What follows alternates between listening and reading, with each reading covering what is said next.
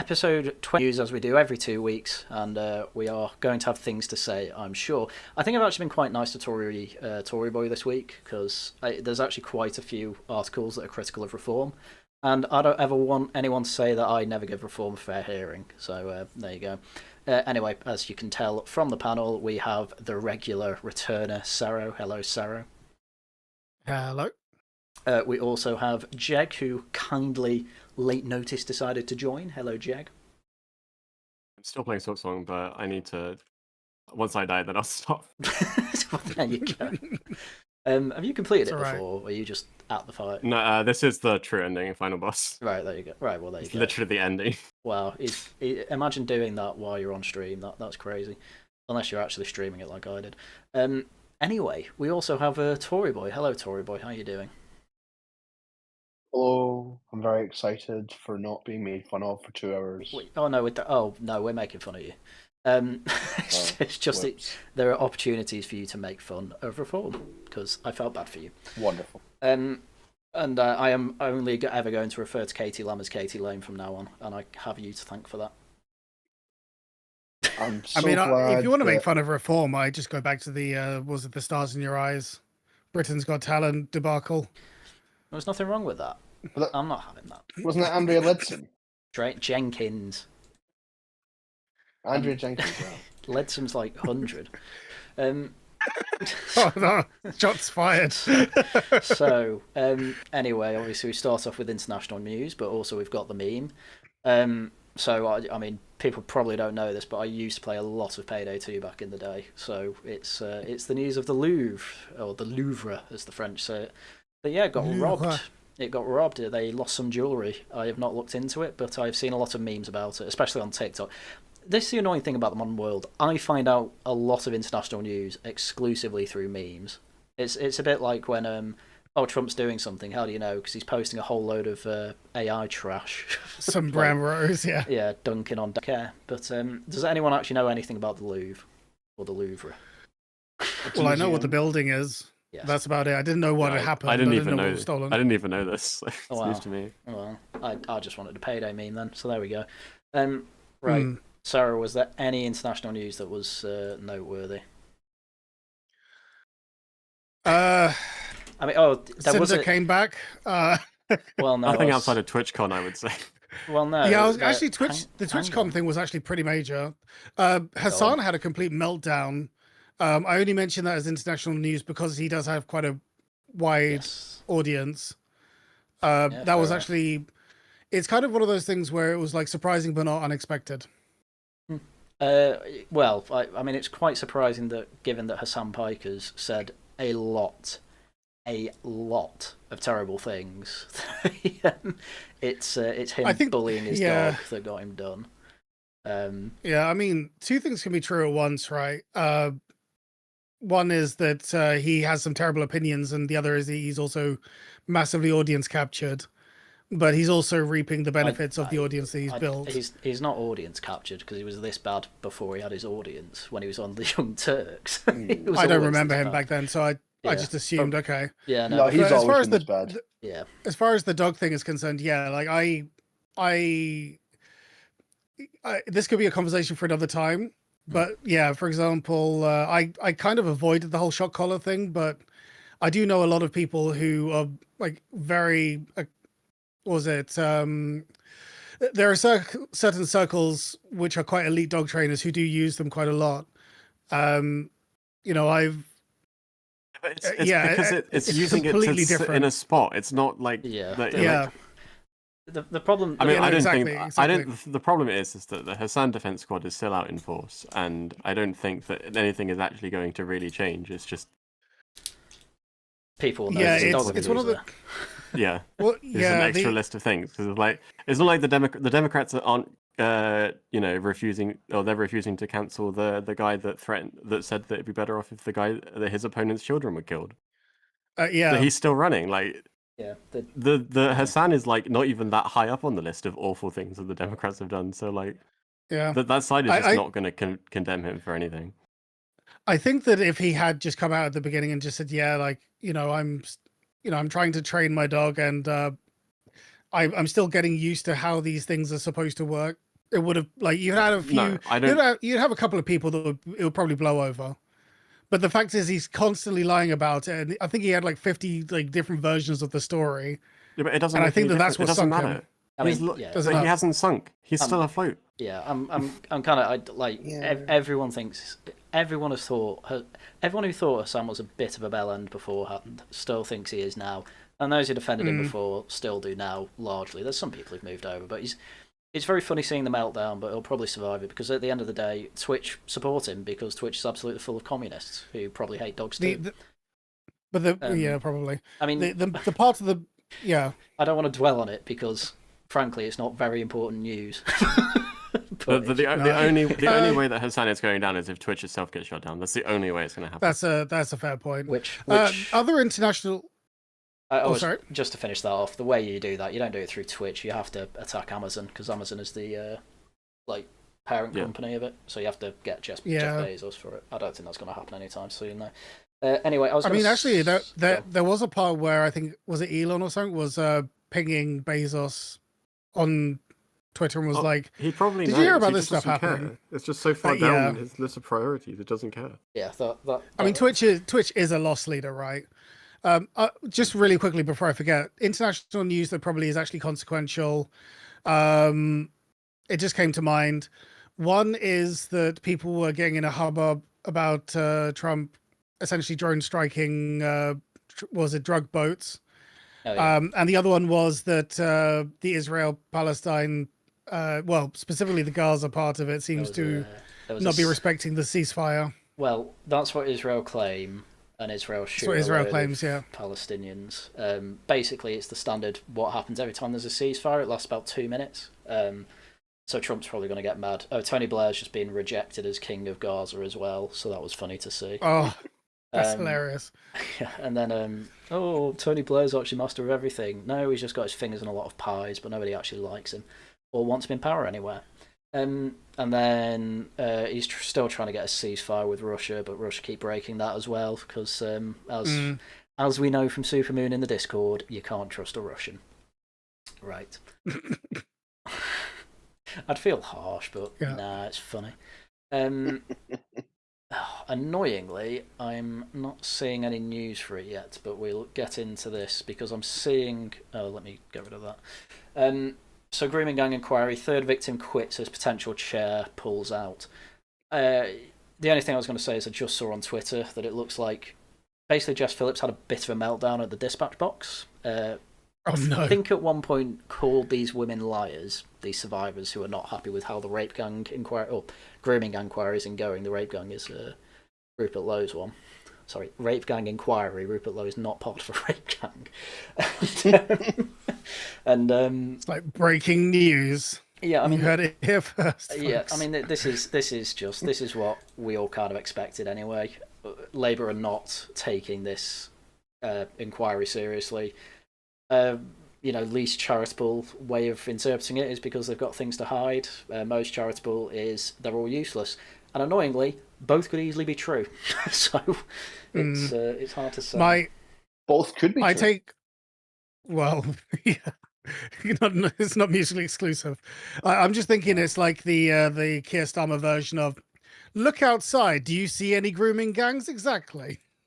Yeah. You went out to Pret. You didn't see any grooming gangs on the way there, so that means they're not there. No, but we've just found a load in London. Thanks, Express. So yeah, Maggie. Oh yeah, sorry, that was the other one. Well.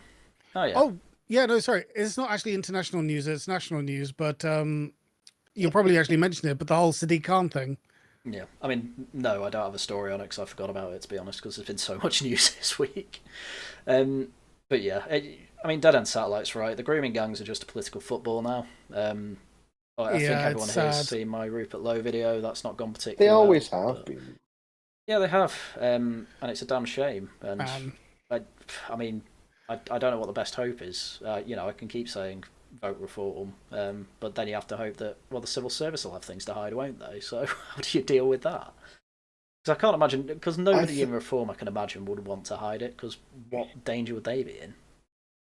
Apart from maybe assassination, I guess. Yeah, but I think that a lot of this stuff, you could...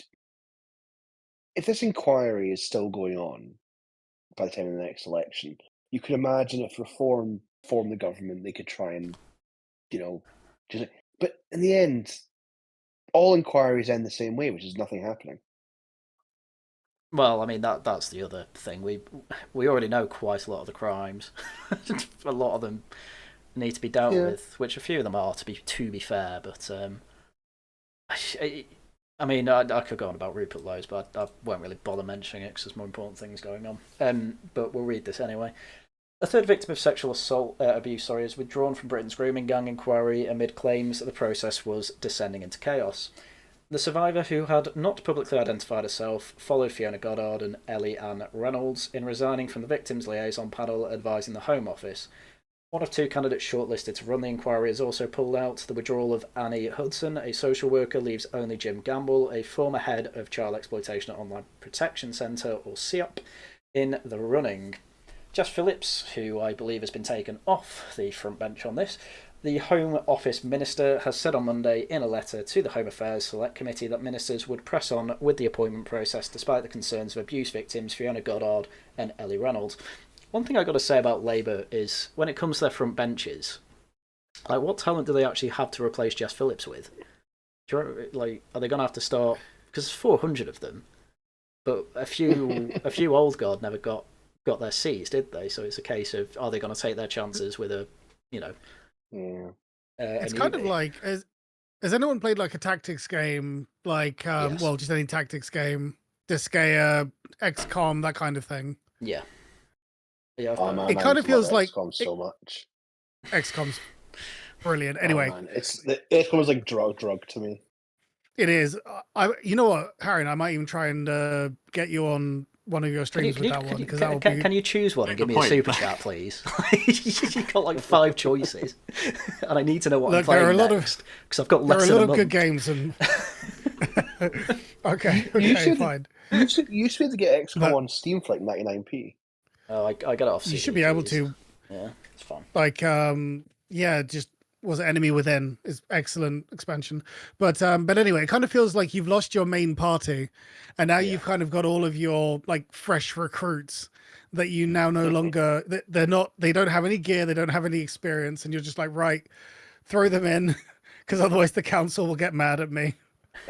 Well, you know my motto. What's your motto? Elections have consequences. Yeah, absolutely. Well, it's true. Yeah, and it's going to be, you know what, I reckon 2029 is going to have very good consequences. Like, what could go wrong? Nah, I'm still blackpilled. Oh, you would be. It's got to be Tories, otherwise it's going to go wrong. As if that didn't happen for 40 years. No. I'm so blackpilled that even if the Conservative Party win the election, I'm blackpilled. Like, don't worry. It's still, though. Oh, Katie Lame, she's going to save it.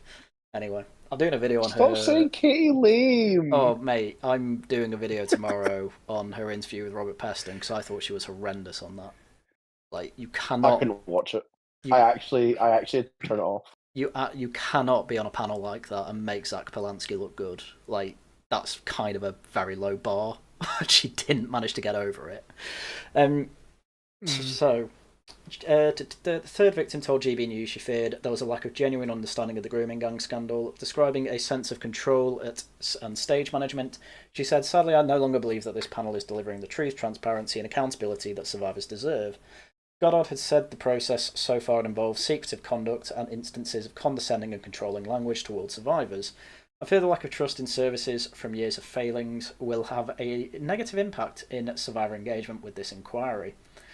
Having a police officer or social worker leading the inquiry would once again be letting the services mark their own homework. The shortlisting of these potential chairs show the government's complete lack of understanding of the level of failings involved in the scandal.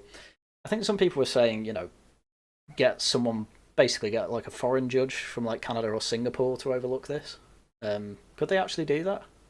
I don't see what would be restricting them there. I'm kind of asking for a rebuttal. Most of our judges are foreign anyway. Oh, really?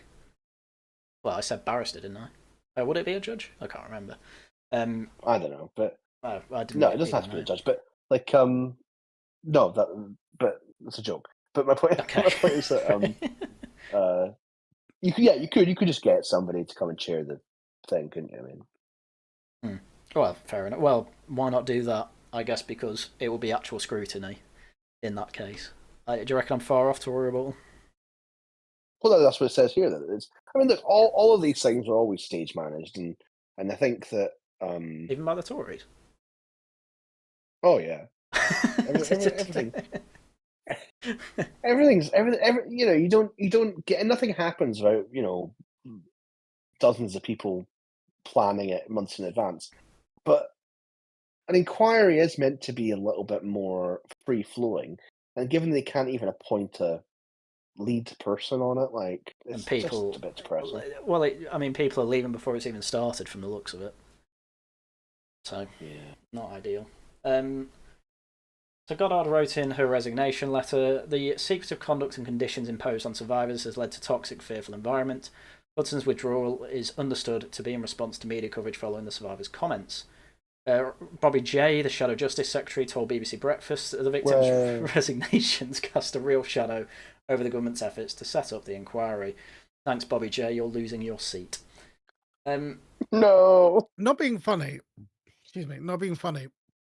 But how hard would it have been to engage a like a charity, like a survivors charity or a women's shelters charity, or at least just ask them how should we process something like this? There's a lot of this. This is a very sensitive topic. Ask people who actually know how the topic is. I get that you don't necessarily trust the police to be entirely forthcoming because there's that whole aspect to it, but there are charities that should be able to at least aid in how the process should be. They would probably charge more than like these police officers or social workers that they want in instead. It's probably part of the problem. I mean, I think that's why Rupert Lowe didn't use an external one for that, I'll put it that way. But I mean, that shouldn't really matter for the government, especially on this case, but they are bankrupt, I suppose. So that would be weird penny pinching. I imagine it would be quite easy, to be honest with you, for the government to do that. But well, I think it'd be quite difficult at this point. Actually, it'd probably be quite difficult now because it's collapsing. But a month ago, probably really easy. But I mean, I think that there's. Go on. Maybe I'm cynical, but I think that part of it is just that they kind of, for a variety of reasons, not just complicity or anything like that, but just for a variety of reasons, they just want this under the rug. They want it gone.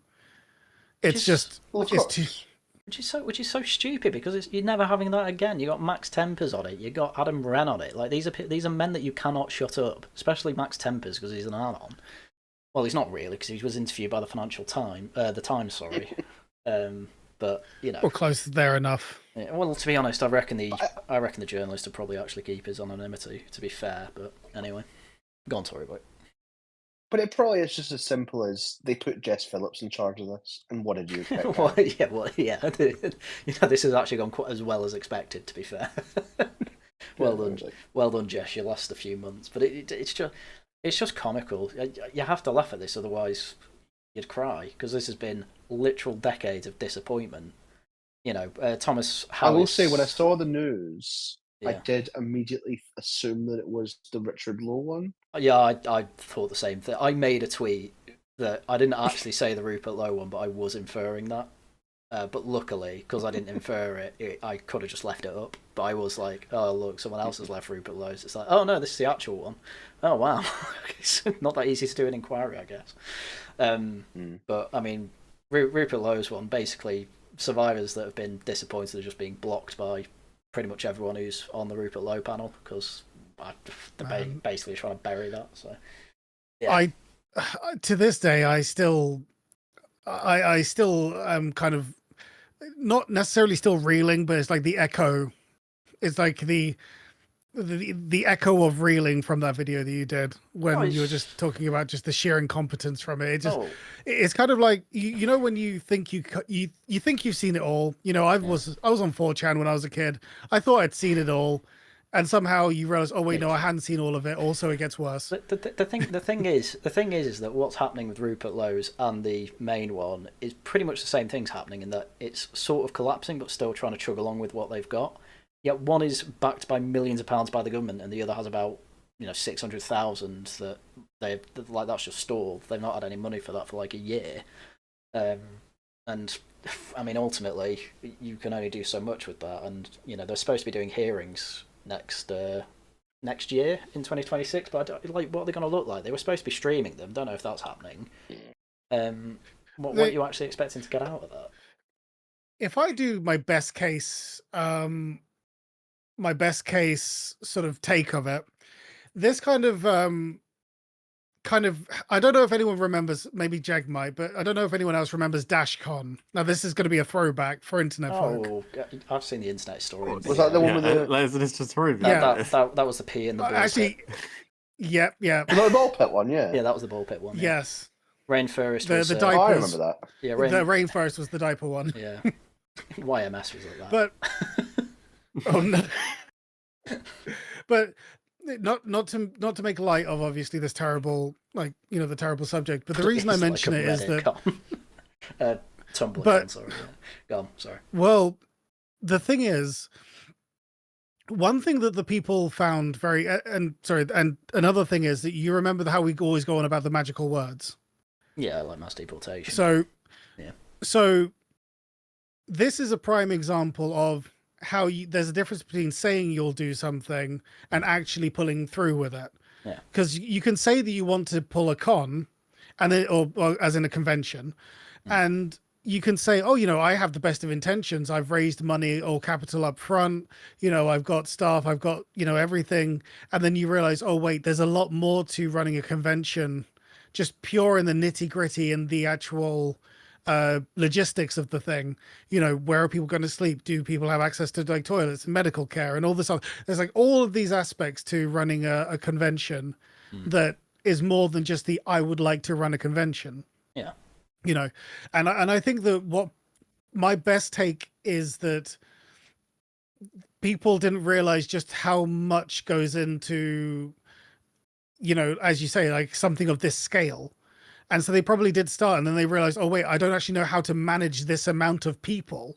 I don't know how to manage this amount of resources, And I think that's probably why it's just floundered.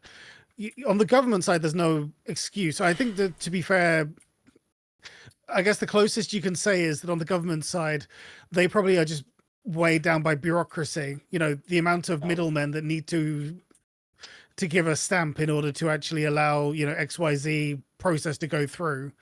That's kind of like my sort of most charitable example or charitable read on it. I don't know if you think it's too charitable. Oh, it's definitely too charitable.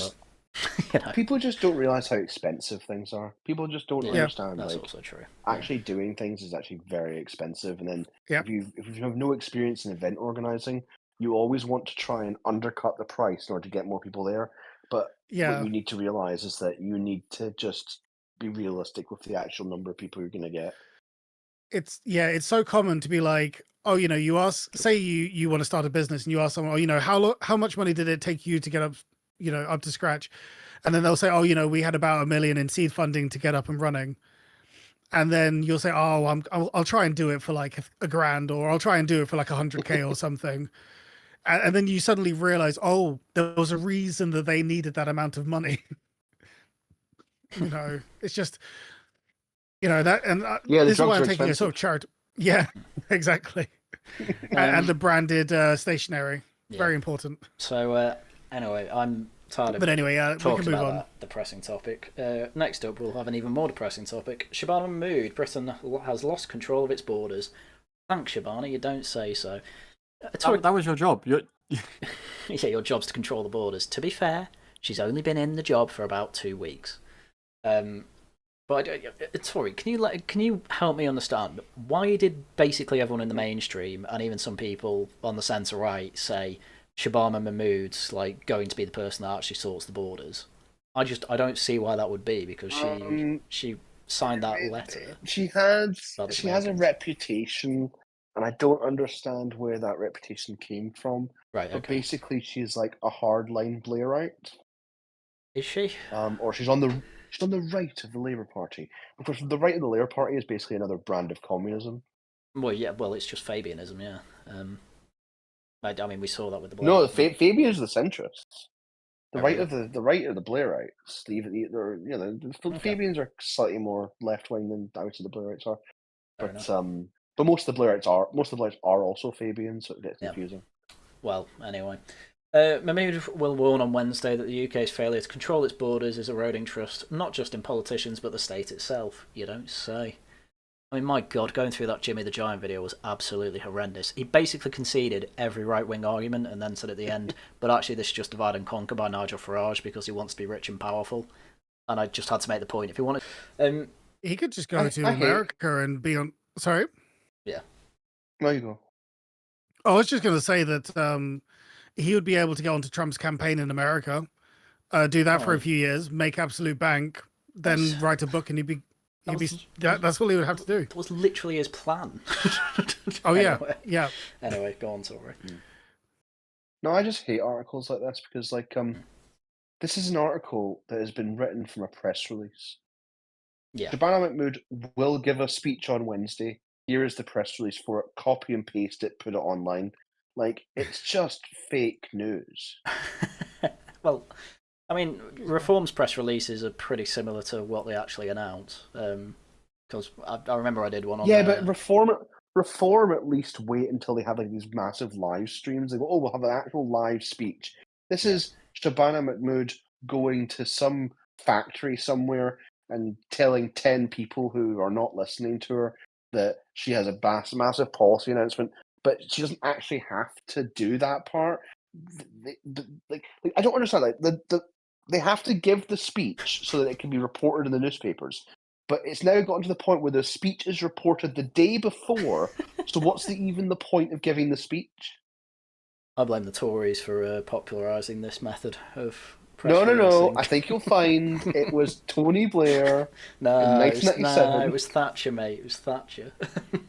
I mean, I'm happy to blame Thatcher Tony. did quite a lot of it. Oh no, I didn't mean for that to be true. Oh no. But yeah, so the Western Balkans are a major transit route for people smuggling. Almost 22,000 people passed through last year, although numbers have fallen after Britain and the EU focused enforcement measures up in the region. Mahmood has also hoped to make progress on a series of new return hubs. The UK government sees countries in the Western Balkans as most likely to agree setting up overseas hubs where rejected asylum seekers will be sent once they had exhausted all avenues of appeal. I mean, why even let them appeal, to be honest with you? Again, they've come here completely illegally. I mean, the reform policy makes sense. Just, you've come over via an illegal route. Obviously, we're not keeping you. The first thing you do when you get here is break a law. No thanks. From France, obviously. It does. But why, it is very why strange, do you hate right? human rights? You are. Oh, I just hate human rights, but that's neither here nor there. I'm a human rights disrespecter, is what I am. Oh no. Yeah. But well, honestly, it's Cero steals Harrian's watch. Harrian is annoyed and takes his watch back. Right, I'm going to go to the government and appeal to get that watch back from you. Yeah, it's just... I mean, well, the really funny part about that is, the plan is, wait for them to run out of appeals. They can appeal as many times as they want. That's the problem. You can appeal the repeal, and then appeal that appeal, and then you appeal the appeal of the appeal of the appeal. It's madness. But who's paying for it? The NGOs or we're paying for it. Yeah, it's taxpayer money. Oh, yeah, they don't. It's actually a ridiculous level of bureaucracy. It just never ends. Yeah, it's nuts. They actually did crack down. The Conservative government actually did crack down on the use of what was it called? Legal aid for that sort of thing. Oh, yeah. But so it's not actually our money anymore. But the charities still pay for it, whatever. When I talk about human rights, when we can talk about human wrongs. Thanks, Hitler. Anyway, has the UK lost control of its borders? Thank you, Times. Yes. Very cool. That is devastating. That's the Times saying that, and the Times constantly has a go at Farage. I mean, the Times readers. What's the old saying? A system's purpose is what it does. Yeah. The result. Yeah, the system's purpose. The system is what it does. Yeah. So the purpose of this system is to have no borders. Thanks, Tories. Well, yeah. Why would we bother? Why would we bother having a border? It's just too difficult. It's true. I can see that you're really hoping for that 2029 Tory candidacy. Tory Boyfor. Honestly, I mean, if they're calling, I'm picking up the phone. Can you do us a favour then? Can you basically tell everyone when you door knock, just vote Reform? It's not worth it. Look at me, I'm fat. Yeah. Oh no. No. Anyway, that's You say no. It's not worth it. Run for have- your lives. I will say that back when I used to actually knock on doors for the Conservative Party, I was a very honest person, and so I would explain to people what every party's position was on things. And there was at least once when you're talking to like 18, 19-year-old students, I would be like, "Yeah, don't vote Labour. You want to vote for the Green Party," and because I was being honest with them, but partly it's because it's like you don't want to split the vote. Split the vote, yeah. But so when I canvassed, I was like canvassing for every party almost. I'm gonna let the Tories know that you did that and you helped them. Like, you helped the destruction of the Tories in Scotland. How do you feel? Yeah, wonderful. Well, I mean, yeah, I didn't do much in Scotland, to be honest. And now we've got Graham Simpson. Public sector Yeah, work. he's like your best friend now, isn't he? Oh yeah, definitely. He's him and Danny Kruger, because Danny Kruger was another one where that was 9/11 for Tories, from what I can tell. I actually forgot that happened. Just now, you reminded me that happened. There's so much winning. And part of my heart just died. I was like, wait a minute, that happened? Oh yeah. Yeah, that did happen. The funniest part someone pointed out was obviously he was basically working with Robert Jenrick, and then he's defected to be working for Zia Yusuf after Zia Yusuf basically had a massive go at Robert Jenrick and basically got him to shut up on Twitter for about 2 weeks. So funny. I mean, that's what happened, isn't it? He saw the Zia effect and just went, "Oh, I've got to work for that guy." That's happening. Clearly. He saw the winner of that exchange and was like, that's it. Yeah, exactly. Debates work. Go on, Tory. So you just reminded me, speaking of defections, because you wouldn't have seen this news, because it's quite weird and Scottish.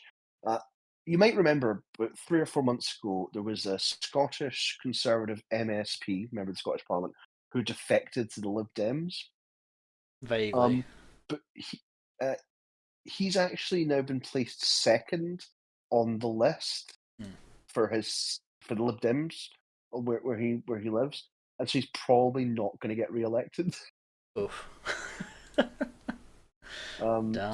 So he's just kind of given up his political career for like just to feel good for like 3 or 4 months. I was like, oh great, whatever. I've seen worse ways to crash out. So public sector workers are more sympathetic to terror groups such as Hamas. Is anyone shocked? Anyone shocked at that? Imagine my shock, as the wise man once quoted. What does this even mean? Public sector workers are more sympathetic to terror groups. What do you mean? I don't know how to simplify that. More sympathetic as in more than they used to be, or more sympathetic as in more than the average person? I would assume, as opposed to private sector workers and the unemployed. That's what I'd assume there. Well, you know what? Let's find out, Tory. Public sector workers view Britain less favourably than the public, and are more sympathetic to adversaries such as Russia and China and terror groups such as Hamas, according to a major study. Basically, we're run by people who hate the country, but we already knew that, so I'm not shocked. A team of behavioural science experts who previously worked for the government nudge unit found a large cultural gap between public servants and the wider population, and consistent differences between their outlook on big issues facing the country. I mean, I don't know, Tory, do you reckon we should have public servants who are sympathetic to Britain's enemies? I thought you were going to end that sentence halfway through. Do you think we should have public servants? No. To be fair, great point. Like, oh, you said no, yeah, fair enough. Well, there you go, you should vote Reform. The research, which included a survey of 8,000 people, found variation within the public sector, with views and cultural outlook of NHS workers diverging the most from those of the general public. Which is quite funny, because John always used to point out that the NHS staff are pretty much in line with the demographics of the actual country. So it's like, this isn't demographics. It's just because NHS workers are the just most annoying people ever. Well, quite. Civil servants are the closest to public opinion, while teachers' views are in the middle. I'm actually quite surprised at that, to be fair. The difference persisted even after the researchers. Where do they consider the middle to be? Well, they don't mean the middle. I think they mean between civil servants who are to the left of the general public, and then teachers slightly further left, and then NHS workers are rabid communists, which I guess is what you would be when literal communism has made your entire institution and it's the state religion. Like, why wouldn't you? Why wouldn't you follow that? The differences persisted even after the researchers controlled for differences in age, gender, ethnicity, income, and education. The findings shared with the Times showed that public sector workers expressed significantly more sympathy for groups using violence or illegal tactics in pursuit of political aims, including terrorist organisations. I can't say what I'm thinking because I think it would be too spicy, and I think I would get a knock at the door. But I hope you can see where I was going with that. Well, I'm just saying, if they think there are acceptable tactics, we do not find them acceptable. Do not do them. Go on. No. I'm not saying it is acceptable. What I am saying. Actually, yeah. Yeah, don't say it. Just don't say it. Just don't say it. It's not worth it. No. There is a way I said it before, and it's it's more. No. It's fine. It's basically just a. No, actually, I can't remember how I worded it last time. I did it very diplomatically. Let's not risk it. Yeah, let's go. Some of us want to be MPs. Yeah. Okay. Oh, yeah, of course. The findings shared with the Times showed that public sector... no, I didn't read that. Expressed significantly more sympathy for groups using violence... Oh, no, I did read that. The biggest difference observed with regards to Hamas. Only 34% of public servants said they had no sympathy for all of Hamas, compared with 54% of the wider public. I remember. It's just simply you don't want to open that Pandora's box. Yes, there you go. Yes. That was the simplest version of it. That's fine. Yes, that is an acceptable way to say I am reasonable. Yeah, no, I agree. I'm reasonable. And I've also said, and you can look at the stream history to say this, I have always advocated to not go down any violent paths because I don't want to be fighting. Damn. Yeah, no, I'm too lazy. Do you think Pandora's Box would be a good name for a strip club? Yeah. I'll jot that one down. 1 sec. Are you carry on with the stream? Are you thinking of being a pimp now that the political angle's not working for you, Tory? Yeah, when I move to Athens and open a strip club. Branch it out. I mean, we're in a globalist world, so you can actually have it anywhere and just say you're Greek.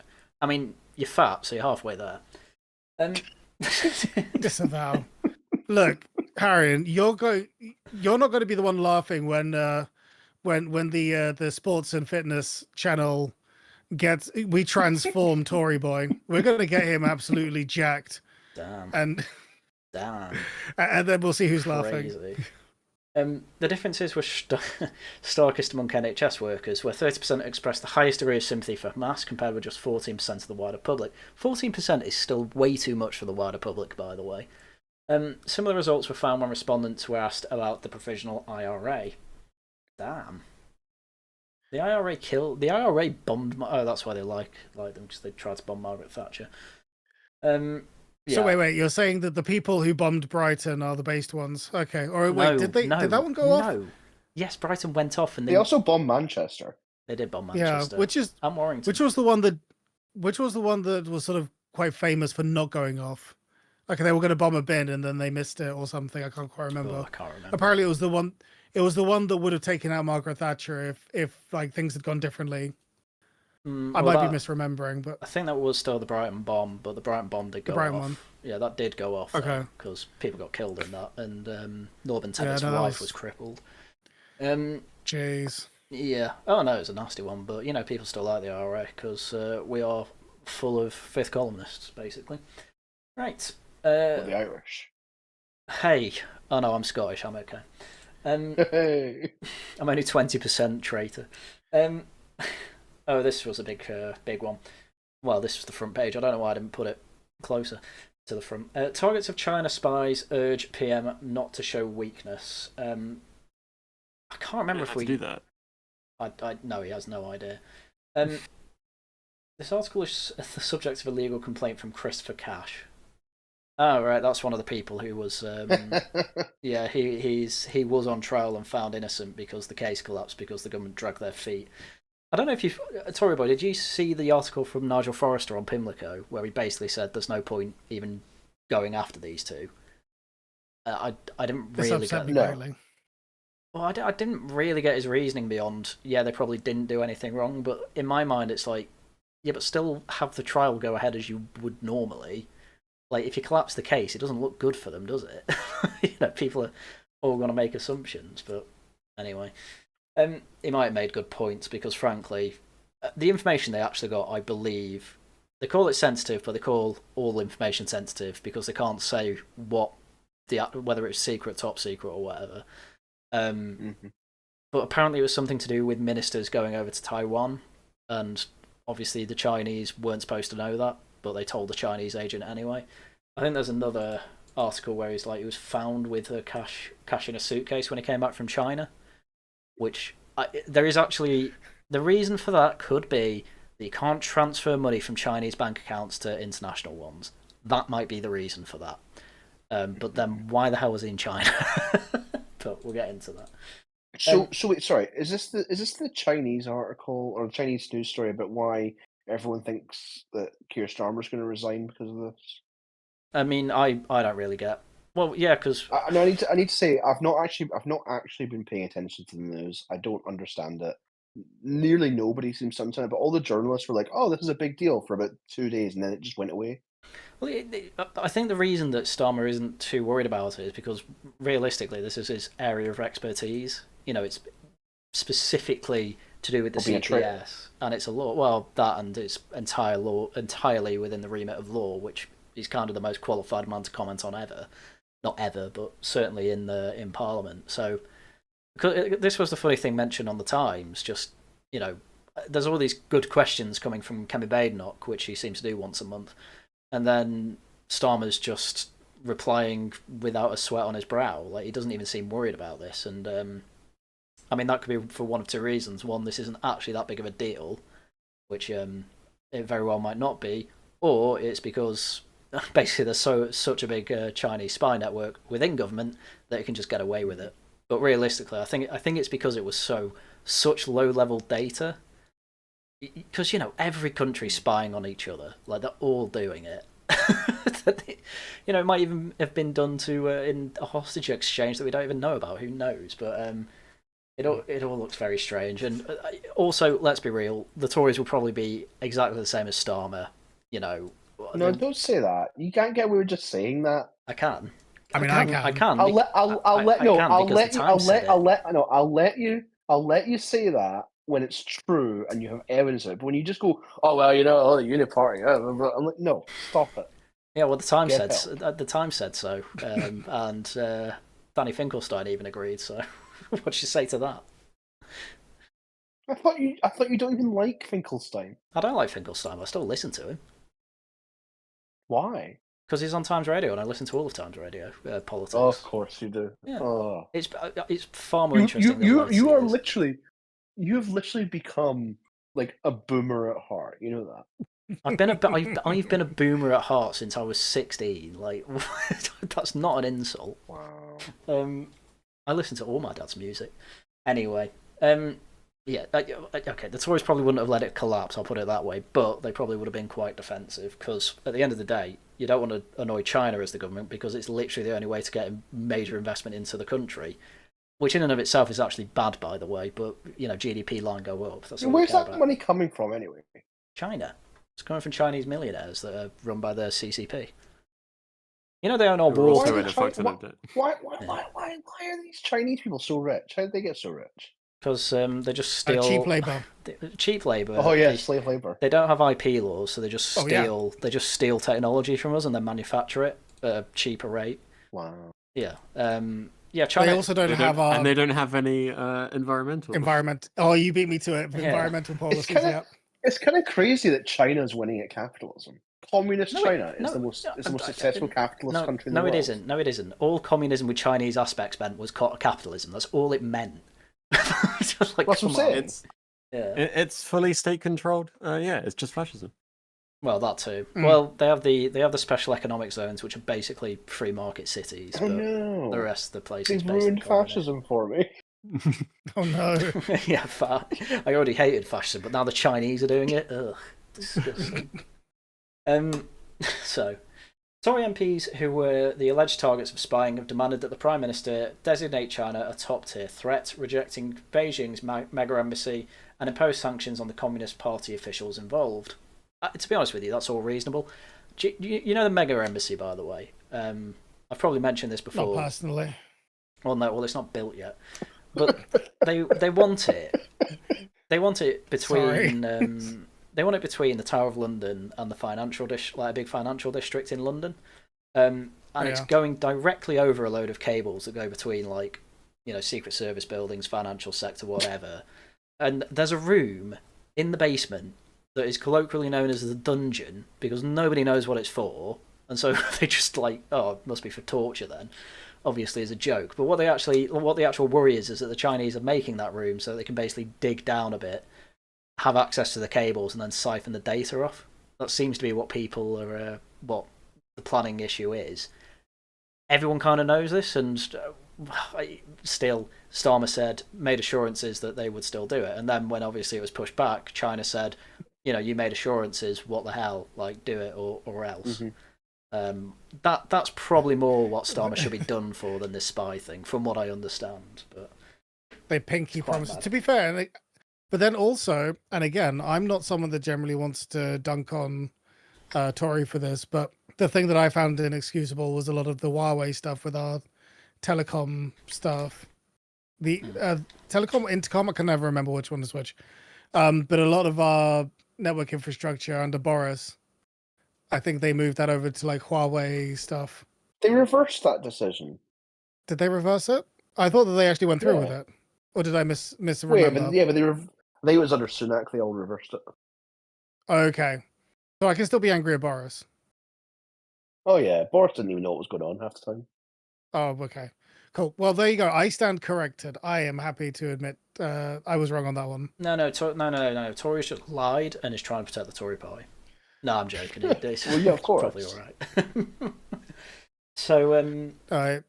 Alicia Kearns and Tom Tugendhat told Keir Starmer that inaction shows weakness and weakness invites aggression, which is true. In a letter to the Prime Minister last night, they warned that the collapse of the trial of Chris Cash and Christopher Berry, accused of passing secret information to Beijing, sent a dangerous signal that adversaries could conduct espionage against MPs with impunity. Which again is kind of true, and why I want to see this trial at least go through properly, rather than letting it collapse as it did.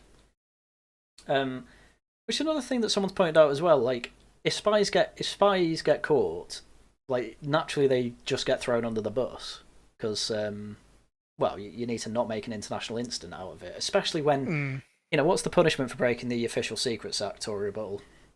Oh, because I take it's not hanging from the neck till dead. No, they changed it. It's like 20 years in prison. Oh, right, that's actually quite a while. but still. Does it depend on the severity of it, or is it just? Yeah, it'll be like no, that'll be the maximum. Yeah, but there'll be like because that's a life sentence basically. It's 20 years. What? Yeah, it's the prime of your life at the very least. How is a life sentence 20 years? Shouldn't a life sentence? Have you not done this before? In England, in England, when someone gets a life sentence, it's actually like 20 years. So, what's he called? So, Rudy Cabana's coming out in 20 years? Well, no, because he'd have to apply for parole, but right. they've probably given him a minimum parole term of like 30 or 40 years. I don't know. Well, there you go. Anyway, Cash and Berry have denied wrongdoing, but the trial collapsed, blah, blah, blah. Tugendhat and Kearns said Starmer had to act decisively to show Beijing the UK would not tolerate espionage. They called on him to place China alongside Russia and Iran in the enhanced tier of foreign registration scheme designed to increase transparency regarding foreign influence in the UK.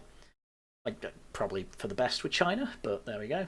They also urged Starmer to refuse permission for China's super embassy in East London, citing concerns by Parliament Security Committee about the access it would provide to fibre optics cables, data centres and telecoms exchanges. The embassy would also provide an opportunity to expand the epic scale of China's intelligence gathering and intimidation operations, they warned. God damn it. Oh no! Yeah, I know. But it's, you know, it is the case of basically all the security services, like CCHQ to MI5 to MI6, are all saying, yeah, like China, obviously, are a problem. And you had the Labour government saying back, no, don't not be really, racist. actually. Come on.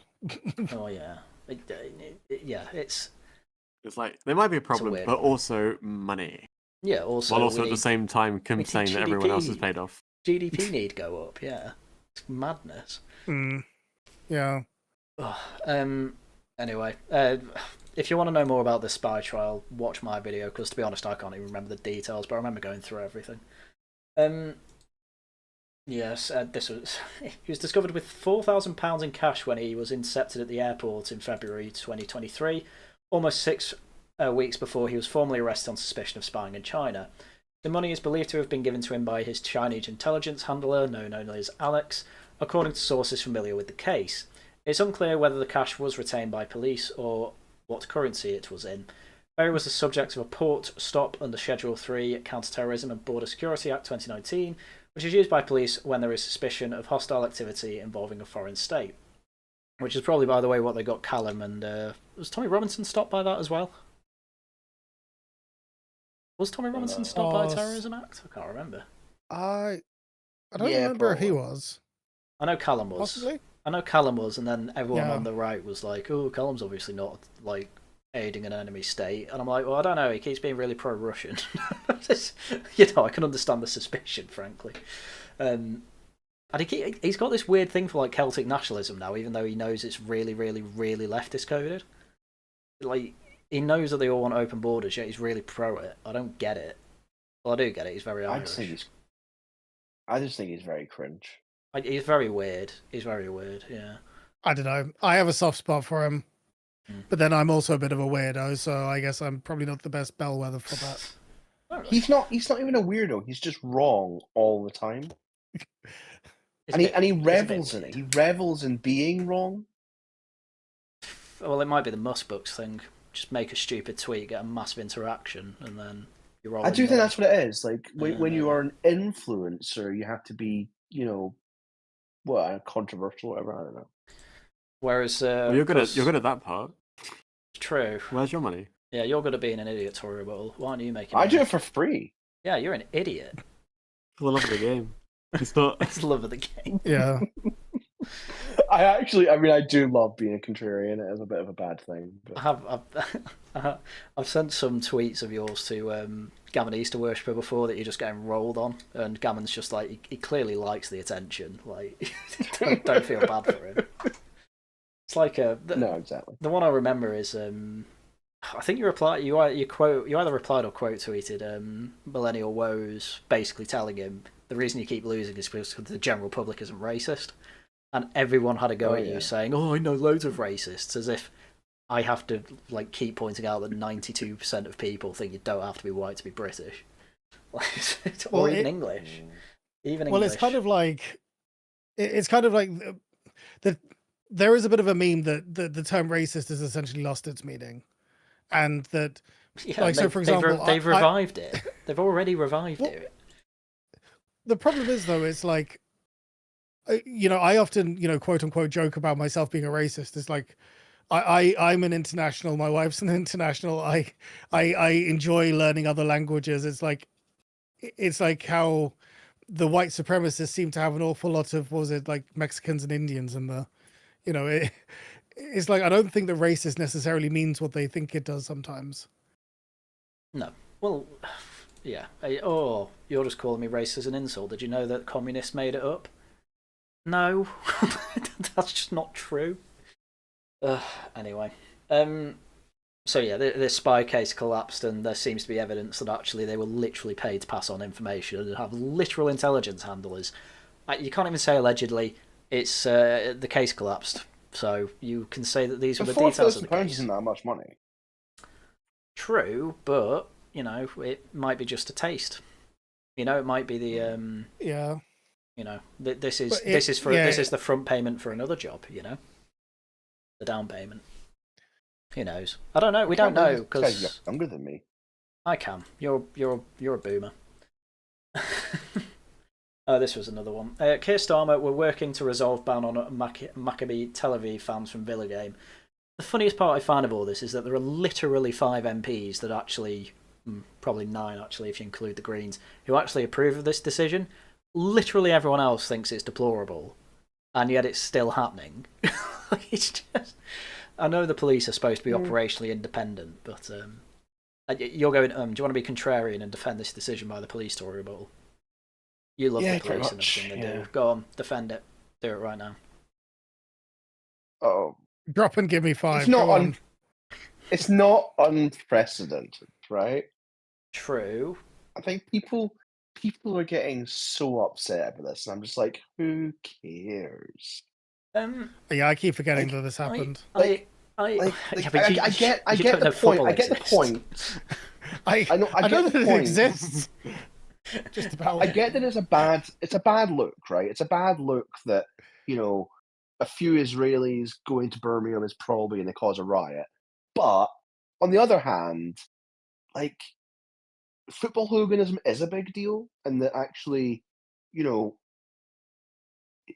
I'm not saying that this particular football club has terrible fans, although they kind of do, but apparently, like football has a history of punishing people for the actions of a minority, and I hate that it happens, but it just does, and it's just a very normal thing for football because they're obsessed with trying to fix the image of the game, and but then I also tweeted the opposite opinion, which is that, you know, all of these MPs gave the game away when the very next thing they said after going, thank you for the West Midlands Police suggesting we don't invite the fans here. Also, we should ban every Israeli football team from ever setting foot in this country. And I'm like, it wasn't actually about hooliganism at all. You're just using that as a front. And it's like, I'm not being funny, but the example they keep using of Amsterdam, it's like, there were like 10 fans shouting death to Arabs or something, and what actually ended up happening was like those 10 fans got arrested. Then there were like 120 arrests of Dutch residents. They don't say citizens, by the way, in the news. They said residents. And then like of the 7 people who ended up in hospital, 5 were Israelis. Like, what? It's pure victim blaming, as far as I can tell. Like, yeah, there's a minority of you know. I kept hearing that they have a reputation for being hooligans. I keep hearing that, and like it's happened. What here in Greece? I will say that was it. Sorry, Amsterdam. I happen to know that they're actually not the most extreme football fans in Israel, because Beitar Jerusalem is very, very famous for having the most right-wing and like hooliganist football fans in like just incredible, probably that I've ever heard of, to be honest. Like I've watched a documentary about it once, and it's like they're like it was there was like several prime ministers in a row who were like Beitar Jerusalem football fans, and it became a big scandal that like they would literally have season tickets at that football ground because the fans were so horrible. I don't understand what does the left or right wing part of it affect the hooliganism much? So there are two. I mean, there are definitely right wing football clubs and left wing football clubs, right? Okay. So I mean, I grew up in Glasgow, so you have Rangers and Celtic, right? Yeah, Celtic being the lefties. And but the thing is, like, it's one of those things where, like, I don't even know what, like, the average Celtic fan is probably actually quite right wing because they're working class people from Glasgow, but like, you put them in a group of people together, and they all have to think the same opinion. They all have to give the same like woke answer to everything. I'm like, there's just something weird about it. But anyway, that reminds me. There are other. That does remind me of a good joke about Celtic and Rangers. I think it was told by who's the Scottish comedian that really likes the words "fuck off." Billy Connolly. Billy Connolly, yeah, he told a good joke about Rangers and Celtic, where there was a Rangers fan who accidentally ended up in the Celtic side of the crowd, And he wasn't very good at hiding that, so a guy tapped him on the back from Celtic and said, right, go get me a Bovril. And so the guy, not wanting any trouble, said, all right, just leave me alone and I'll get it. He said, leave your shoe. So he goes up, comes back down, and gives him the Bovril. And he says, thank you, there's a jobby in your shoe, put it on. So he puts on the shoe with like the poo in it, and like it's disgusting and all that. Anyway, goes on, football match ends, and he goes out and he's being interviewed about football hooliganism. And he's asked, do you think that this is going to keep going? Like, do you think anything's going to get better? And he says directly into the microphone, well, I don't think it's going to get better as long as they're doing jobbies in our shoes and we're pissing in their Bovril. This is only going to get worse. Yeah, I mean, football. Terrible accent, but yeah. I mean, I tried, but the football hooliganism absolutely exists. When it comes to Maccabi Tel Aviv, and I mean, that really, what's this problem about?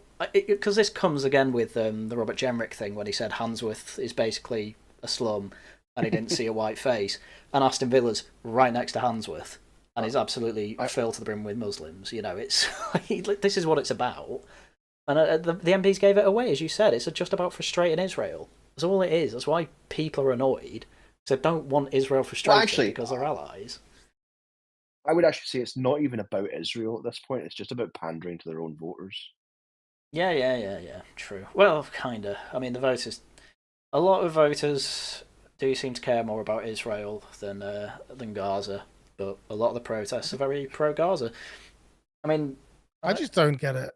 Yeah, it's kind of like they need a deflection. Just why is it that there's so much care about international stuff? Is it like just ultimate deflection? Like they can't allow people to actually think about the state of the UK for too long, so they have to to deflect on something. The problem is that you have a lot of areas that are very, very, very have a lot of Muslims in. There's areas that have a lot of Jewish people in, and basically every city centre turns it like the Saturdays, the Gaza marches. The Sundays typically have the Israelis. Realistically, a lot of people probably either know people over in the Middle East, whether in Israel or whether in the surrounding areas. They probably have family over there, extended family, like both sides do. Because at the end of the day, we've had mass migration for 20 years. Of course, there's going to be people that know. I think the worst part is, though, there is something to what Cero is saying, though, which is that these are easy issues to get worked up about. Oh yeah, definitely. Yeah. Like having a debate over whether income tax should be 19% or 20%, no one cares. Oh, what you start 5%? talking about, what are you on about? There's a war going on in the Middle East. Yeah. And people go, yeah, we should care about that. And I'm like, no, it's the opposite way round. Politics is about things that can be changed, not things that can't be changed. And no one listens to me. So it's the yeah, we do. That's why I'm voting reform. But it's the old joke of someone tweeted it. Like someone was like, "I care way more about Africa than I do about the US." So someone replied saying, "Name 5 African villages." Obviously, they couldn't do it. So. Yeah, if you did like cities or something, I might have been able to. But to be fair, the only ones I know off the top of my head are all South African, so that probably says more about me. I mean, yeah. Why the only you know about Kigali? Yeah. The only the only reason I really care about this issue is because it's also just a state failure. Like the police have basically admitted we can't keep people safe, whether that's the Israeli away fans or if it does end up in a riot with Israelis getting pretty hacked off, the locals, and obviously the police have to keep everyone safe. But I can't remember her name. She's a Labour lord who works with Times Radio. She was interviewing, can't remember his name, something Khan. Hazarika? I think so, yeah. She's got a Scottish accent, but yes, that's Aisha Hazarika. Yeah, that is it the one that was on the one that was on Lotus Eaters? No, God, no. She's not a lord. Oh. That is not a Narinda Kerr. Also, Narinda Kerr does not have a Scottish accent. I can't remember. No, it's not her. No, I only talk about people that matter, Cero. Oh no. But she was interviewing the MP who was very happy about this, and who's actually a Lib Dem councillor in Aston as well. And she just kept asking him, like, you know, you believe in freedom of speech and all that. Like, is this about you hating Israel, or is this more genuinely for the safety of the locals? Like, would British people who are pro-Israel be able to go to the Aston Villa ground with Israeli flags and protest? To which he just kept dodging the question. Because at the end of the day, yeah, that's pretty much what it is. It's just, I hate Israel and want to frustrate anything to do with Israel from doing anything. Like, they want them out of Eurovision, blah, blah, blah. It's very, very tedious stuff. I just want the police to do their damn job. So, there you go. Which I guess, Tory Boyfor, you're going to say, well, they are doing their job. But, you know what I mean. I don't want them to admit defeat and that they don't have monopoly of violence on in areas of the country. No, you're right about that. Yeah, so there you go. Government to soften definition of Islamophobia. Yay. Ministers are moving closer to softening an official definition of Islamophobia amid concerns about free speech. Steve Reed, the Community Secretary, is considering a proposal from a government working group amid warnings about the introduction of an anti-blasphemy law by the back door. Do you reckon this is after... John was in the Discord and he sent the link to the focus group thing where it's like, do you want Islamophobia to be defined this or that way or whatever? Do you reckon that had an effect on this? I'd be happy if it just blackpilled on just assuming that you have no power. Made no attempt. Yeah. I mean, it's possible. I don't see what elite theory. I don't see how elite theory really explains this, especially after Israeli fans got kicked out of Aston. But there you go. The suggested definition was said to not contain references to Muslimness and Islamophobia, putting the focus instead on anti-Muslim hatred. Government sources confirmed that the wording, first reported by the Sunday Telegraph, was being reviewed by Reid. However, ministers have set no timescale for a decision, sparking concerns among opposition MPs about how Labour plans to fulfil its manifesto commitment to creating a new definition of Islamophobia. Is it making a new definition if you just say there's no definition of it that we're using, and we're just having free speech? Why am I asking that? It's never going to happen. We don't have free speech. Why would we bother? Do you not want free speech, Tory boy? Excuse me, Tory. Yeah, sorry, carry on. No, I'm saying we don't have freedom of speech. It doesn't matter whether I want it or not. We just. I'll have you know that would you expect we've had freedom of speech here for a very long time. We're very proud of it, or however it goes. Yeah, it's not as good as my Trump, but I'm trying. Yeah, you need more nasally. No, I literally tried to pull the face, and I think I got cramped.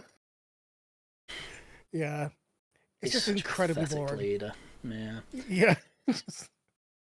The clip of Trump and he just like walks towards Trump and the Trump just bats him away. Yeah. Oh man. Where's the UK? Where's the UK? Oh, there you are. Come here. Yeah, Great to see you. Go back there. It's fine. Go back. They only got here 20 minutes ago. It's like, okay, Keir, sit, roll over, boy. You're scarily good. Go sit. Yeah, I don't know. The funny thing is, the worst thing is loosely that based. When I hear Trump speak, I think, oh, that doesn't sound like Trump, because I'm expecting Cero's voice to come out. The thing is, though, mine's not even based on Trump. Mine's based on like the Crowder impression version of him. So it's like, it's almost like 3 times removed. So it's like, I guess I was surprised when it actually came out to be a good impression, because I was expecting it to just be like, you know, I'm ripping off someone else's impression, but it just turned out well in the end. Don't know what happened there. When I do Trump, I just try and do a Bernie Sanders impression, and it just kind of they sound very similar. Do they? I'm once again asking for your financial support. That's the only line I can remember. Once again, asking for your financial support. Support. You gotta get that almost like Boston accent in there. Just. He's from Queens. They're both from Queens, New York.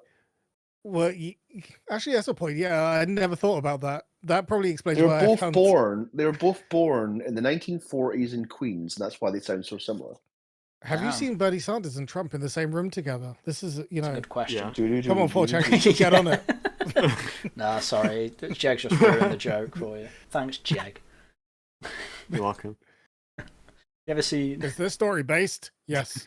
Have you seen that clip? It's probably one of my favorite things on the internet. No? I don't recognise it. Is this story based? Yes. Is You'll this have to based? post it. Yes. Yeah, you'll have Okay, to I post that will. one.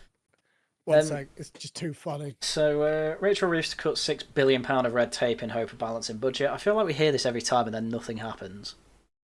Yeah, she's not going to do it. I mean, That was funny. The people ratioing Keir of being like, he's going to cut red tape, and then it's like, but also you're not allowed to refill hot chocolate anymore. Yeah. Yeah, that was funny. That was a Tory law, by the way, just saying. I know. Do you know what else was a Tory law? The Online Safety Act. I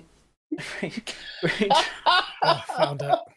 Just, I don't know why you stay as a Tory. I do know why, because you love being bullied. I actually like the Online Safety Act. Oh, shut up. I am going to fight you. Carry on. Sorry, we just got rid of John. Now we have to get rid of the other person. That's more motivation to train Tory boy. Like, Tory's coming for you. I'm wait, sorry, kill just you. I'm coming to kill you, Hassan Piker. No, in real life. No, in real life.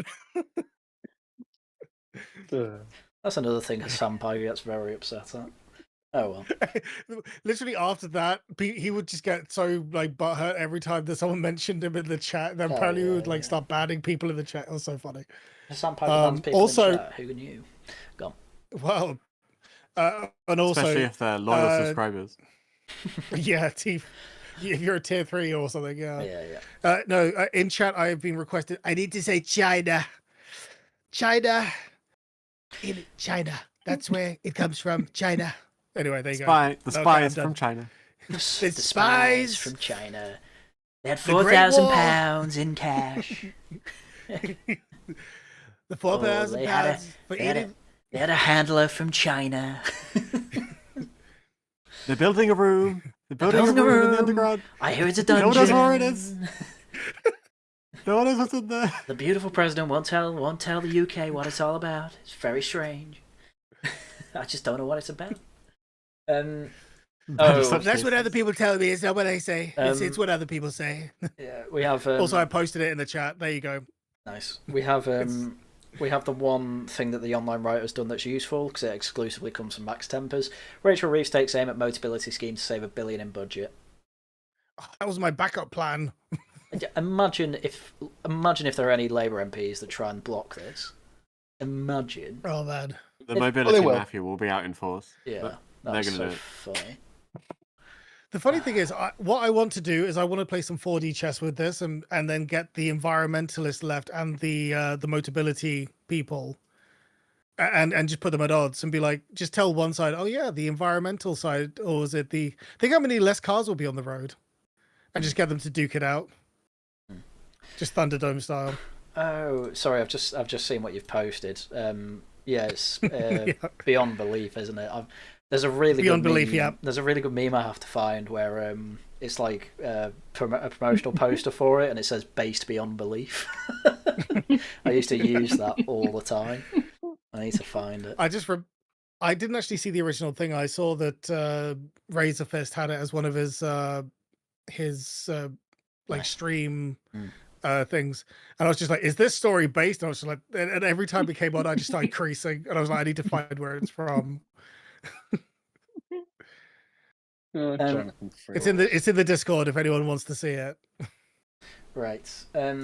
So tax breaks worth about $1 million a year are set to be scrapped in the budget, dramatically reducing an exemption by which cars leased under the scheme do not have to pay VAT or insurance premium tax. Oh my god! So backup plan restored. They're taxing a subsidy, isn't that just taxing government spending?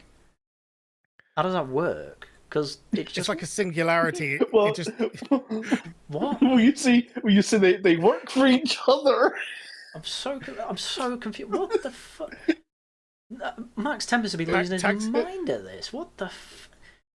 It's like a singularity, except that instead of pulling in light, it just pulls in tax money. Sorry, the Motability. Sorry, the Chancellor is examining reforms to the Motability scheme that are designed to save money and maintain public confidence in the welfare. Oh, right, the changes are supposed to be. I thought it was trying to say Motability like gives confidence to the welfare system. No, it doesn't. But Tory, does anyone understand what that means? What are they going to have VAT? No money's actually exchanged at all. That's not true. What money is exchanged? £4,000 in a briefcase. Sorry, carry on.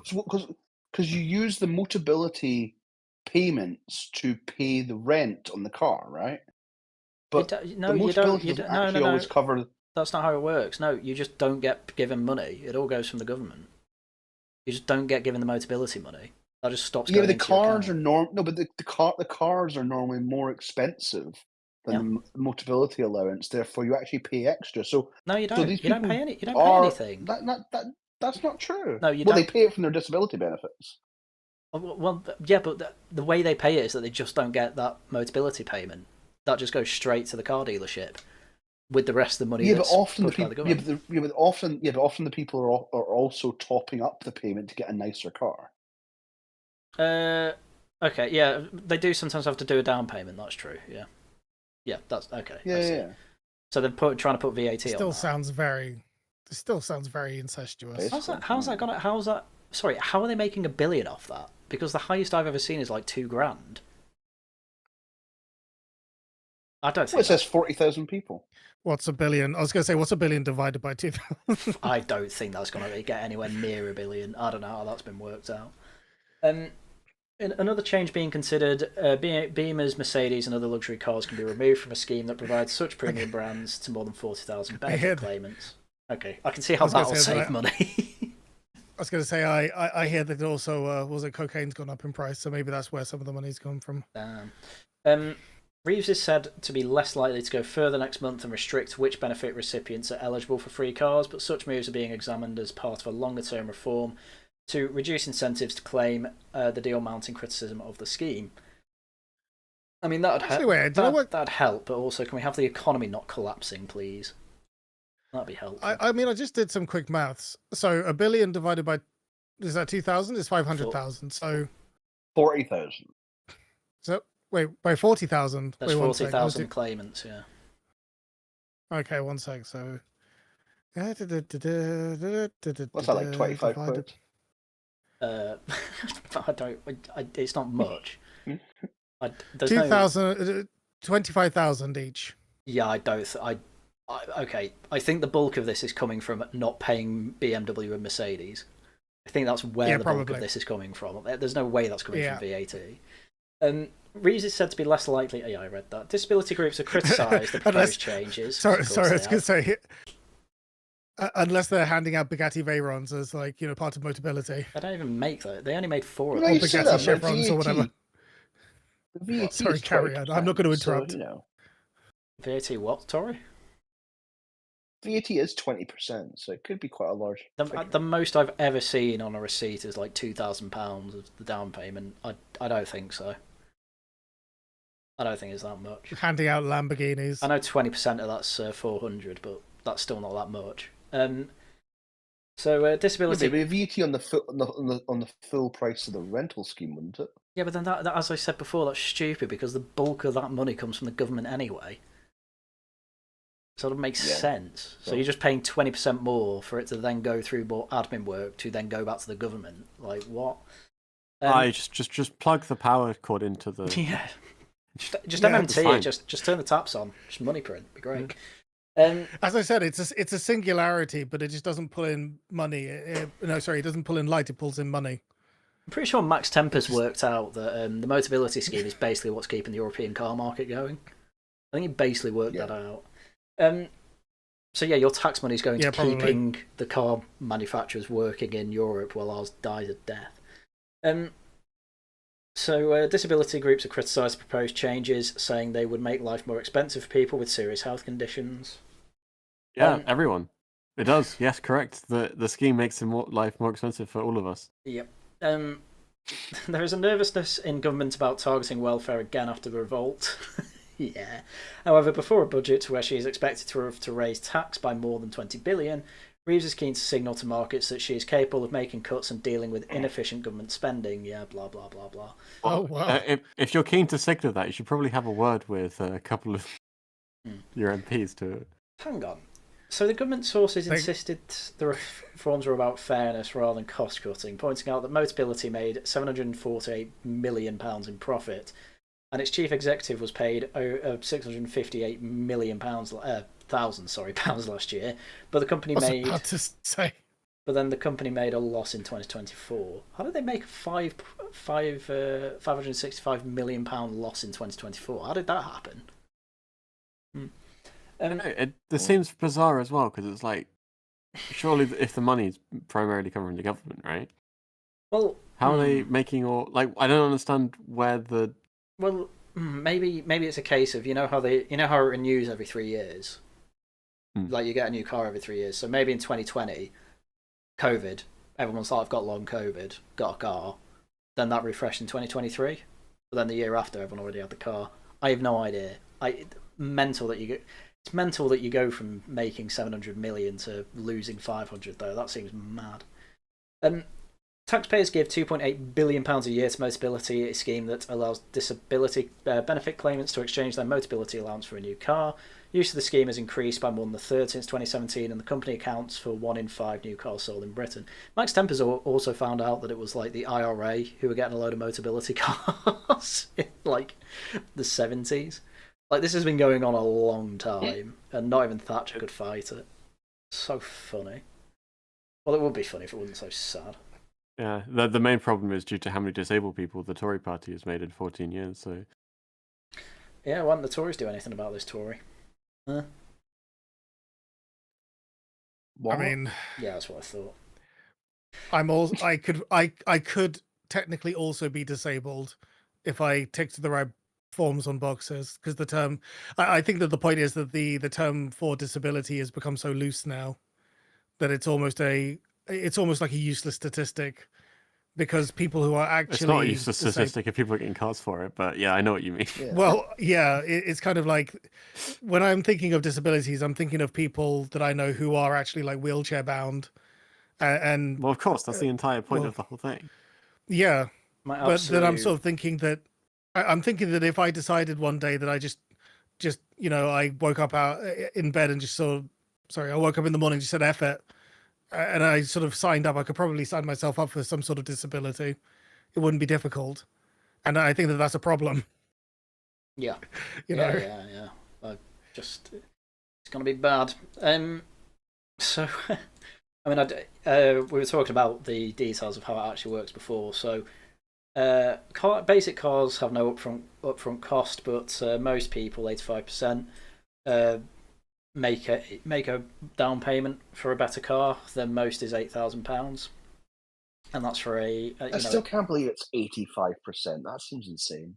Well, if you only have to pay like £200 for a slightly better car that Fiat 500s are quite nice actually. I don't know, it's a Suzuki Swift. You're gonna do it to get a Ford Focus instead, and they're brand new as well. I'd love a Suzuki. Yeah, it's a bit mad. I mean, as well, if you get an £8,000 car, you can just get a loan off a bank to pay that, and then you're actually making some payments that are going to be much cheaper than actually leasing the car properly. You can pay that off in 3 years. I was planning on spending like £2,000. Motability insists that it operates at no additional cost to the taxpayer, as claimants exchange the high rate Motability element of personal independence payments for the lease. Max Tempers has already gone through all that, my man. You're not winning that argument. Sorry. I mean, that is actually technically true, but it's also like a meaningless statement. Well, it's not true, because the money that you lose from your Motability benefits, which is, I think at most it's like 300, that gets paid to Motability. On top of that, that goes towards an MOT. On top of that, it goes toward insurance. Like, I'm sorry, it's the most ridiculously good deal that you could ever have for a car. Obviously, it should only be no additional cost to the taxpayers. That's just nonsense. Like, it's obviously nonsense. You can obviously make savings. They said it's true. Yeah, but Stop defending the neo-aristocrats, all right? I know what you're doing. The company also argues... It says that 15%. But 15% have no available no upfront costs. Yeah, for a basic car. This is the thing. Like, obviously, just get you can save £1,000 to buy a pretty to lease a pretty decent car, and you can do that every 3 years. In fact, in 3 years, you can probably save up even more money. This is why you end up with Mercedes. It's so funny. Every time, really fancy car, driving like an idiot in London. Oh, Max Tempers has a tweet. Oh, it's Motability. It's nuts. Well, it's 1 in 5 new cars, so of course there's going to be a lot of them. It's 1 in 4, isn't it? There's 1 in 5 there. Okay. Both are just as depressing. Yeah. The company also argues that premium brands created competitive tensions and that since PIP is not means tested, there was no reason why claimants should not use their own money to get a better car. What? It's not wrong. As someone it's who not their money. This upsets me greatly as somebody who's in the slightly higher tax bracket, and I'm not saying that to boast. I'm saying that as in, shouldn't. It's fine. No one cares. Yeah. No. Yeah. Whatever. Damn. Fair. Just stop paying tax. Who cares, right? No. Pay your me, taxes. I don't want to get the channel in trouble. Pay your taxes. Oh no, I do, but no, I mean to so I don't get police knocking at my door. Who's that Tory boy? Oh right, yeah. I don't know, mate. He won't dox himself probably because of this. Oh god. Anyway, yeah, Motability Mafia. Good luck with that, Rachel Reeves. Migrant sentenced to 5 years for threats to kill Nigel Farage. Look at him, he's a friendly man. Didn't he also rape a 15-year-old in Sweden? Wait, what? Norway? Or was it Sweden? Allegedly. All right, he allegedly raped a 15-year-old. It doesn't really matter, does it? He's not exactly going to do me for defamation. He should be out of the country, though, shouldn't he? But no, we're not doing that. Why is he in prison here? I was in Sweden. You know, where was it? Did it say it? Yeah. Where was it? Switzerland? In Germany, there are plane loads of people going back to the paragraph above that one. 18 months' time, this violent criminal, someone with 17 convictions in Sweden, it was Sweden, will be in this country, living in a house of multiple occupants or a hotel, free to walk the streets, whilst his asylum claim is judged. Yeah, that was what Farage said. I mean, why is he in this country? Sweden don't even want him, even though he's got convictions in Sweden. They don't want him. They're just bargaining for entering the country, and it's we can do that, Yeah, that'd be nice. You can. Lord, I see what you've done for others, and I wish for that for me. His asylum claim in Sweden was turned down. Damn, can we do that? Turned down. Can we actually? Can we turn down an asylum application, Tory boy? Is that possible? We do that all the time. They just appeal it. Name one person who's failed their asylum. No, we turn people down all the time. But then they appeal. People fail asylum claims all the time. They just appeal it.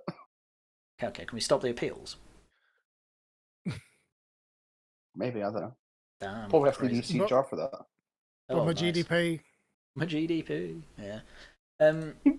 This guy's increasing the GDP by hundreds of thousands of pounds every year. Oh my god. Nigel Farage's partner embroiled in Brussels fraud. Just think of how many prison officers we have to hire. Why don't you be a prison officer? If you're fat, you can just be a guard. That seems to be the rule. Nigel Farage's partner is embroiled in a criminal investigation involving allegations of fraud. It's a Eurosceptic group that she ran when they were both working in Brussels. Laurie Ferrari, it still makes me laugh that she's called Ferrari, served as executive director of the Institute of Direct Democracy in Europe, a think tank based in the Belgian capital, when auditors refused to sign off spending on hundreds of thousands of euros for public funds in 2016. The European Commission Anti-Fraud Unit spent years investigating the organisation and an affiliated party group, of which UKIP was the biggest party, before handing the case onto local law enforcement. Uh-oh. Isn't this exactly what Marine Le Pen got done for? Oh, maybe, yeah. Oh, yeah, isn't the nonsense with that basically, yeah, everyone does this and they will only use this against people they don't like? Something like that? Well, that's just every law, isn't it? Yeah, it's friend-enemy distinction, mate. I'm really clever because I said something about Carl Schmitt. Chamber 69 of the Tribunal de Première instance, a Brussels... Nice. A Brussels court specialising in financial crime is due to make a judgment on November 5th. Anne Lukowiak, a spokeswoman for the federal prosecutor, confirmed it would be a final judgment where appeal will be possible. She would not say which individuals were under investigation or what sanctions were being proposed, citing confidentiality. Ferrari said the investigation was a result of a politically biased part of the European Parliament and a fake accusation leaked by a hostile MEP. I believe her. There's no suggestion of believe all women. Farage's part. I believe all women, yeah. She's French, they never lie. Her name's Ferrari, and she's French. Yeah, she's French. Oh. So, Zia Yusuf's called Yusuf, he's still Scottish. But the disclosures could be damaging for him as the Reform UK leader attempts to present himself as a Prime Minister in waiting. I don't think it's going to damage him that much, to be honest. He's known as Mr. Brexit. Like, you can easily use the political attack card, can't you? And the people that don't believe that already hate him, so what's the point? So yeah. You feel better now, Tory, where we've gone into the first of a few bad news for Reform articles? Sure, yeah. What's going on? I have no idea what this is even about.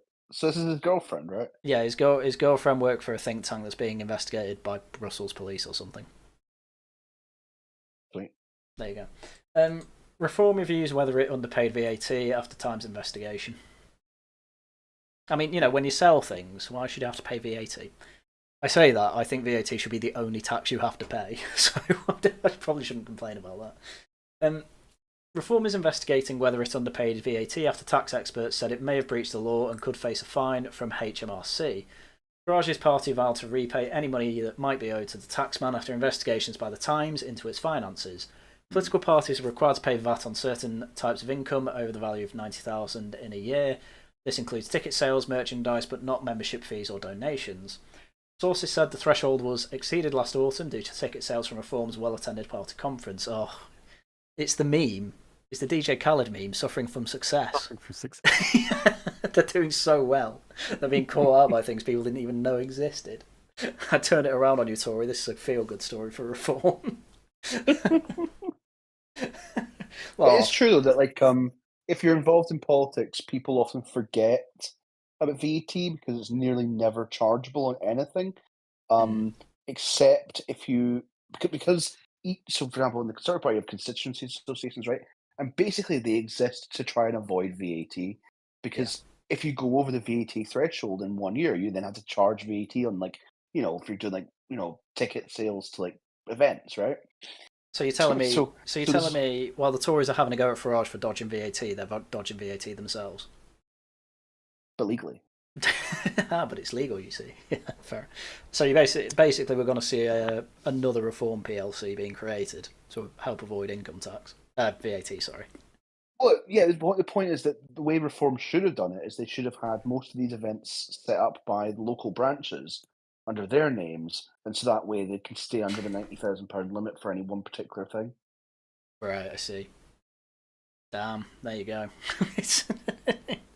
Who would have thunk? Who would have thunk that the Tories found a way to charge their enemies and not themselves? Well, I mean, look, rivals. That'd be nice. If you're involved, look, party politics is complicated because there's so many rules that if you don't know them, you're just going to get caught out, right?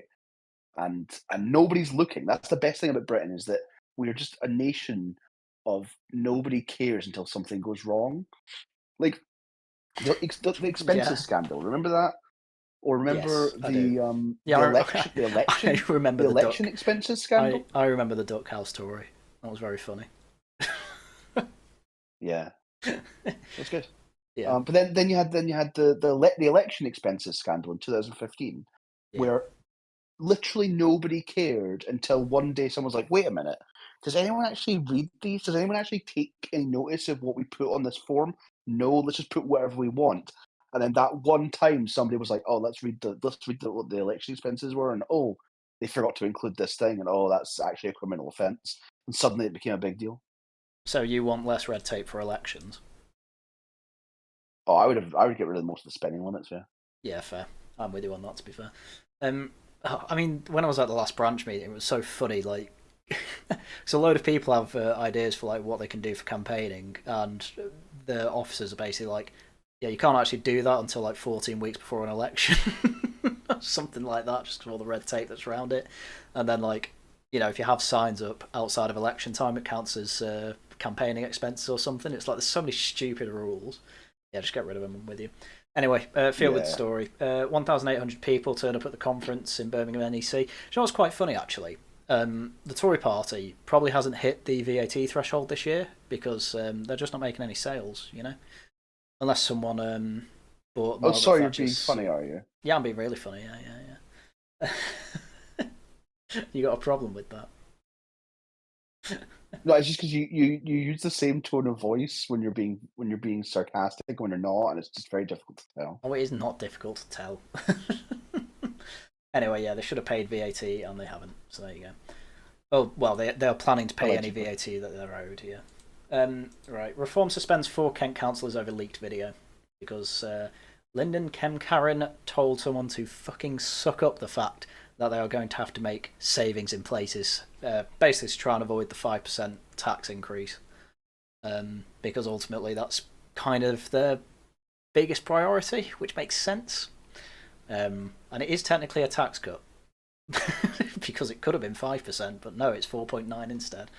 I feel quite bad for Kent County Council because it was run by the Tories and they basically run it into the ground because I know of the adult social care and all that they have to pay for, which in and of itself was due to the Care Act 2014, which is a Jeremy Hunt special. Did I get anything wrong there, Tory boy?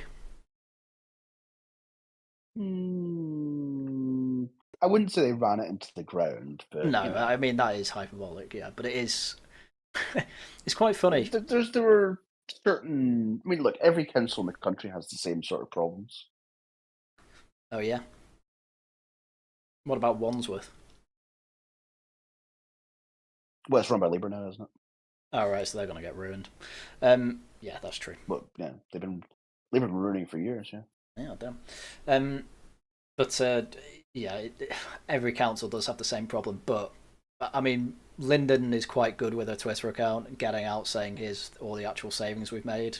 It was pretty close to 40 million, but they have a 10 million in the red, 100 million in the red. Sorry, so they have to find an extra 60 million to balance the budget. As far as I'm aware, with councils as well, when they do budget at the start of the year, like it's basically rubber stamped, and then they don't even have to follow it. And that's kind of why loads of councils are bankrupt, because they just keep spending money outside of that. Reform UK suspended 4 councillors in Kent after leaked footage emerged of its flagship council leader telling colleagues to suck it up during a virtual meeting. They missed out the best word. The councillors sit in Kent County Council, one of 10 local authorities now controlled by Reform, which the party has described as a shop window for its ability to govern. Reform took control of Kent in May, overturning a 30-year Tory majority by winning 57 of 81 seats. Get absolutely wrecked, Tory. Like that's just awful. The leaked video obtained by The Guardian shows Lyndon Kemkaren, the council leader, berating backbench councillors after they questioned her leadership during the discussion about local government reorganisation. She said to councillors, "I'm not a dictator or an autocrat. I like the feedback. I like to discuss. I like to hear what everyone thinks. But when it comes to making really big decisions, and LGR is a really big decision, sometimes I will make decisions that might not be liked by everyone, but I'm afraid you're just going to have to effing suck it up." Which, I mean, I'll be honest, I didn't think this video was bad, to be honest with you. I've heard swear words in plenty of meetings at work, and this is a particularly high-stress situation because Lyndon even says, we are the shop window into what a reform government's got to be like. And, in the background, who cares? Like, who cares if they have some sweary words and there's high-stress situations? You'd kind of expect that from a budget that's in the billions, What do you reckon, Tory? That is crazy, though. That is crazy how some of these people just have no idea what they're getting themselves in for. And so it's paper candidates, and now they're running like a £1 billion budget, and it's like, okay, what are you going to do? What you going to do now? Huh? Not so easy, is it? Well, no, that's why the Tories ran it into the ground, I guess. The comments, which left councillors visibly shocked on screen, have sparked internal turmoil within the newly elected council.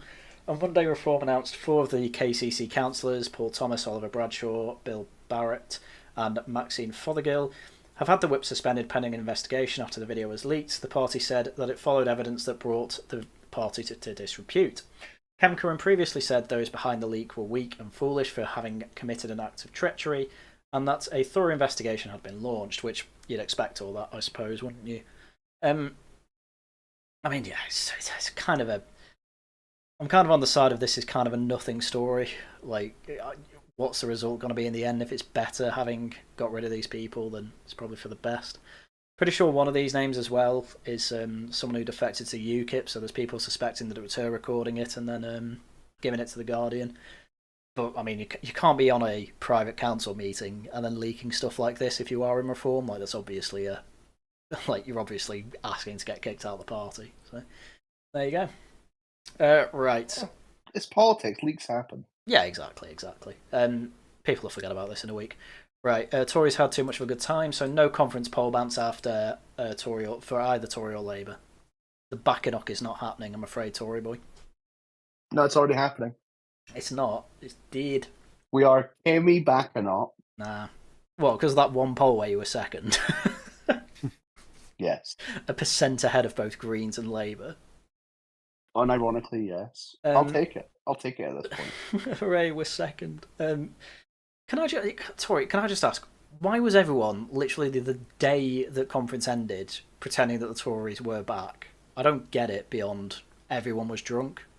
Do you reckon that was it? Because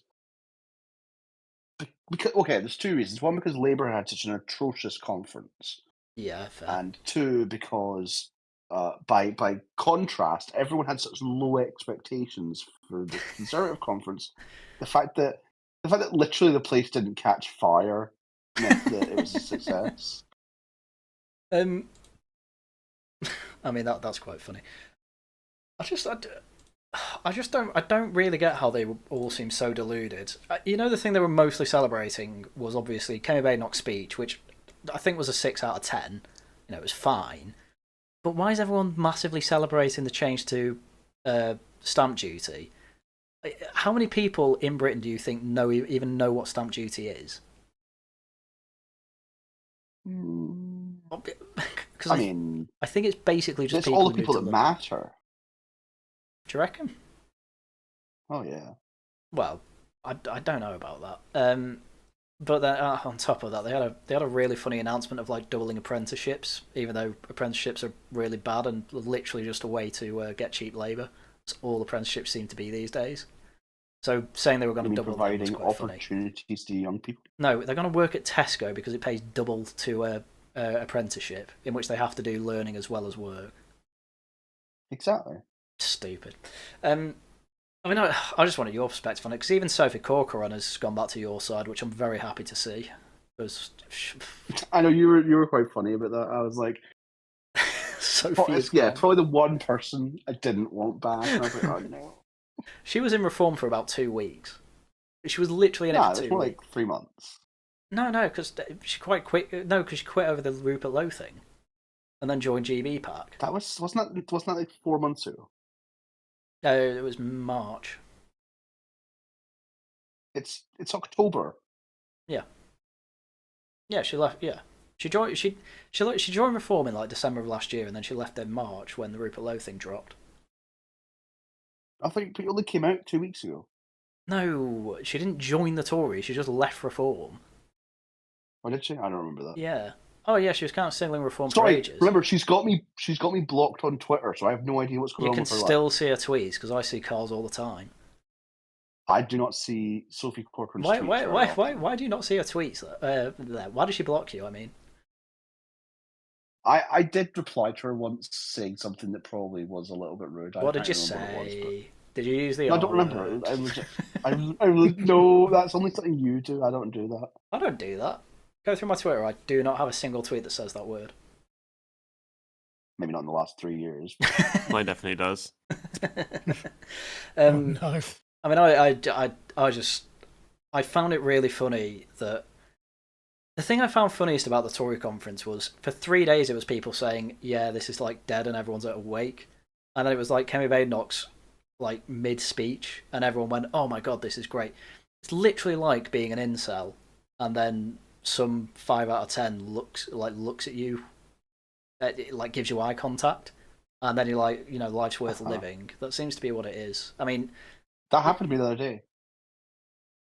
A woman looked at you. No, I tweeted. I just saw a pretty girl, day made, and it was true. That actually happened. You're sad. She was very, very pretty. I would say it's Did you get her number?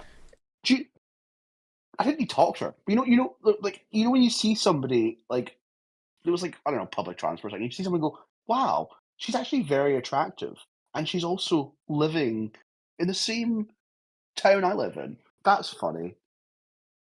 And also, damn, you just appreciate. Can you not just appreciate beauty for its own sake? No. Yeah, but not phrasing it the way that you do, because why would you ever admit that? I don't know. Apparently, am I weird? Okay, great. I find this woman to be a work of art. I don't know. Just, As a long time gym rat, or at least I was a retired and coming back to being a gym rat, I completely understand what you're saying. I will leave it at that. Well, at least he's married. Mm-hmm. You're married. I mean, like Tory Boy can't be that weird if a married man thinks that you can understand his perspective. I guess I don't know. I think the women can be attractive even in the current year. There can actually be such a thing as women, and some of them can even be attractive. I think that's not. But that's probably what I mean, really, because like you just don't see an attractive woman that often. I don't know. I do. How often do you go outside? Like,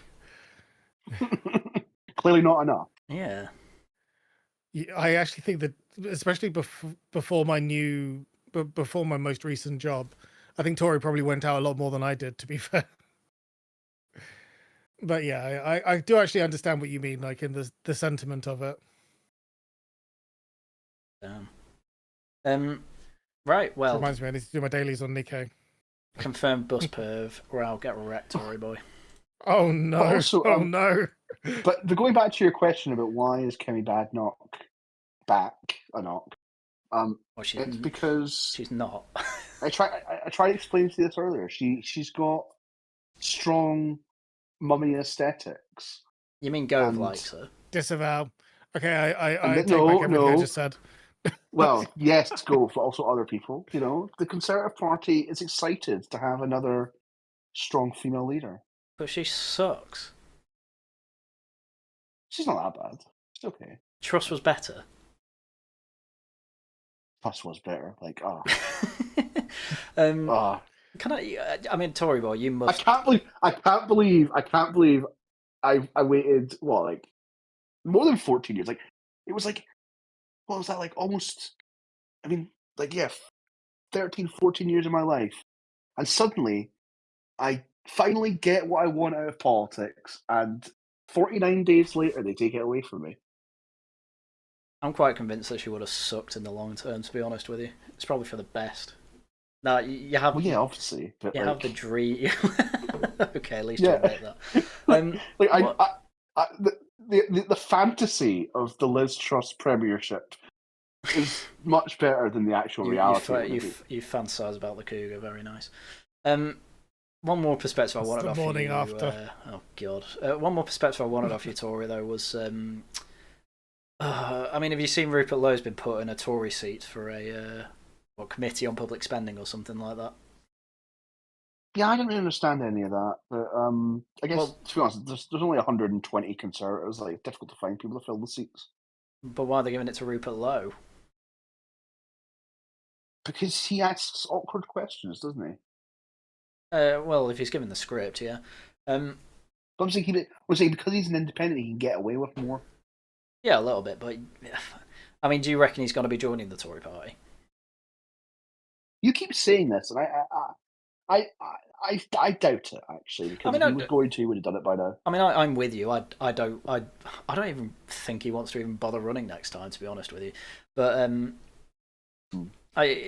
did you see Harrison Pitt ask Michael Gove if it would be wise for the Tory party to make Rupert Lowe leader of the Tory party.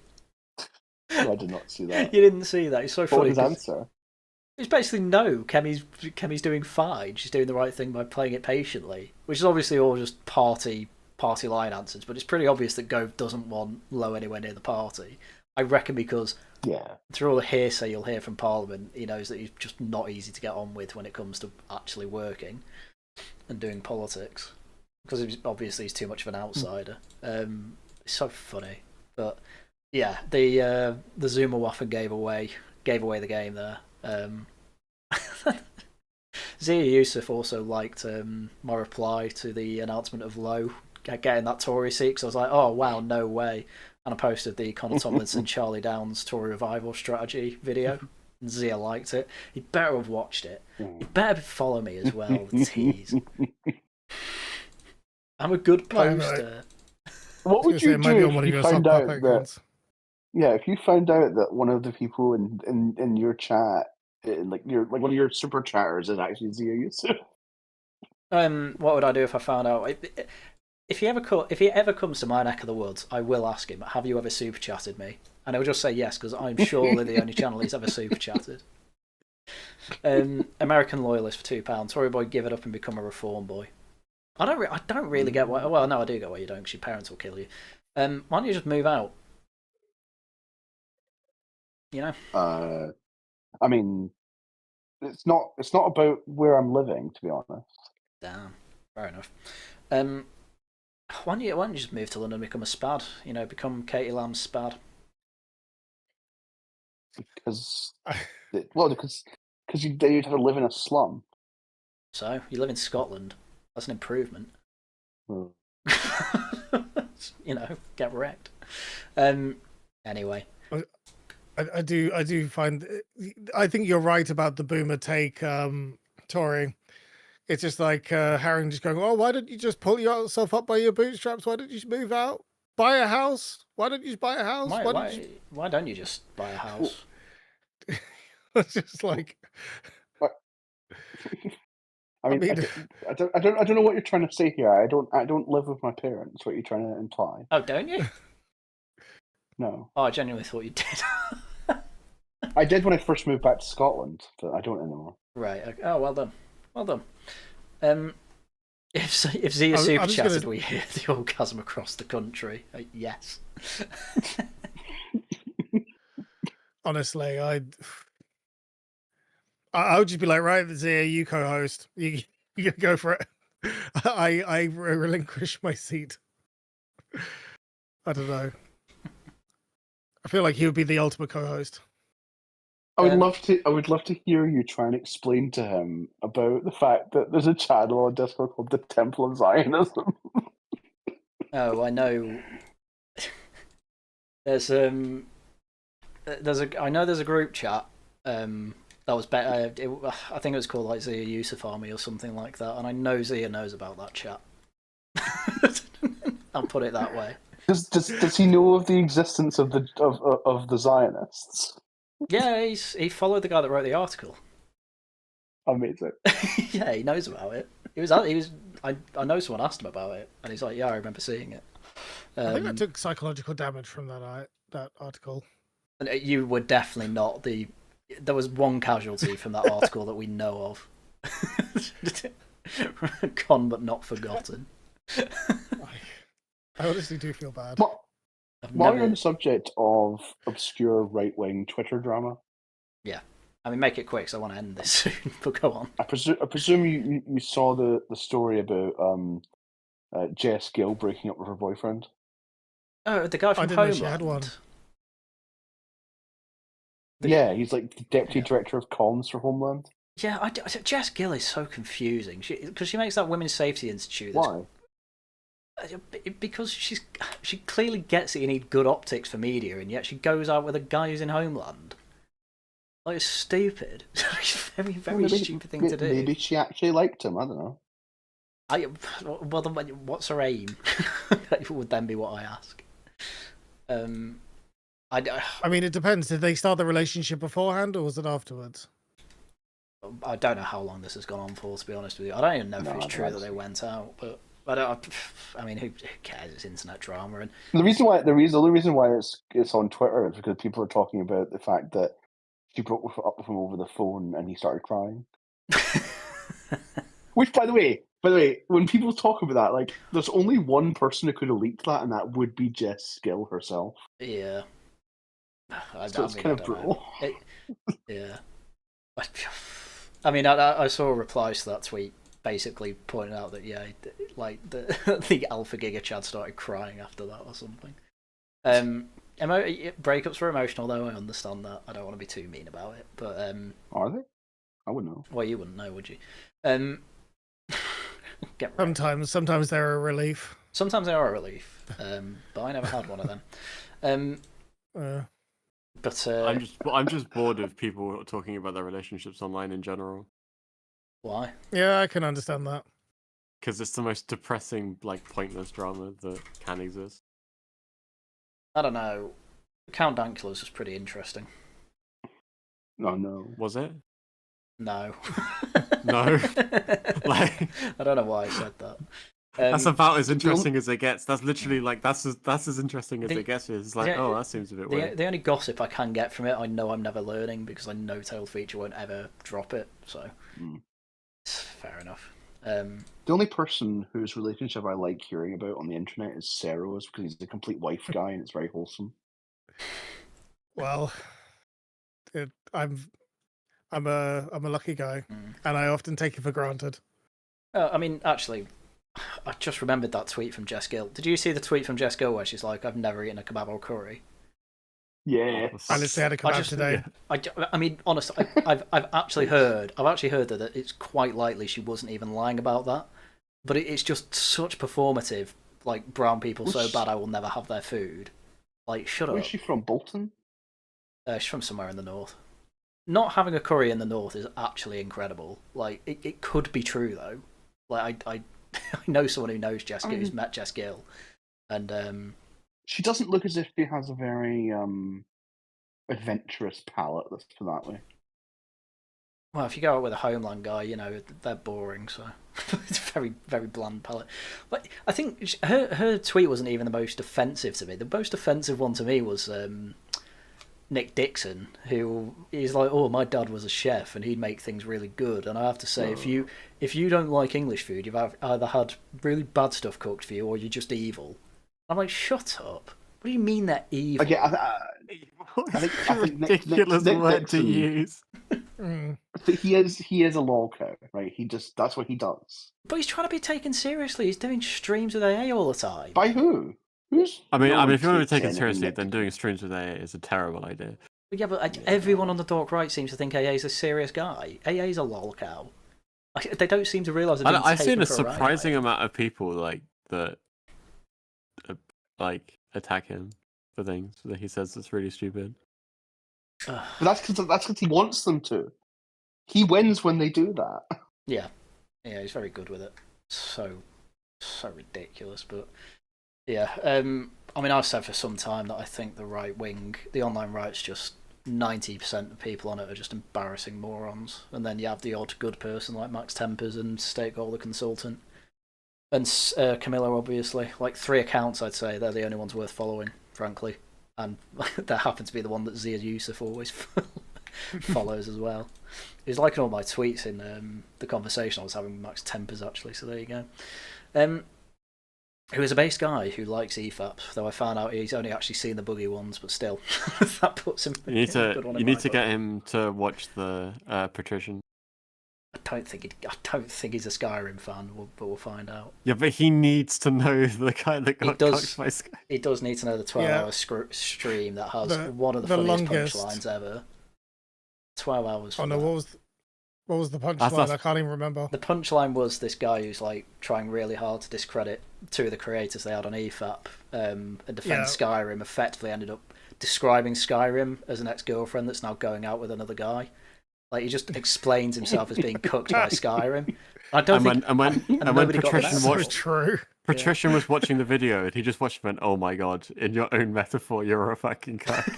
And he got so no. mad that he seized it for like 3 Yeah, years yeah. and made a YouTube video attacking him. This was the cause. It's like you call yourself It's a such cuck, yeah. Because he never actually said that. It's just like he insulted me, but I'm not going to say what it was. So they watched that first, and then it's like, right, you got to get context as to why. How did Petition put it as well? It's like you're not just a cuck, you're like fat bastard cuck or something. You're a fat bastard cuck. Yeah. And then you actually listen to it, and he literally just does describe himself as being cooked by Skyrim. And nobody even gets the metaphor. It doesn't make any sense. But he made it and posted it. Like I've said stupid stuff in videos before that I probably should have edited out, but I don't think I've posted anything quite that bad.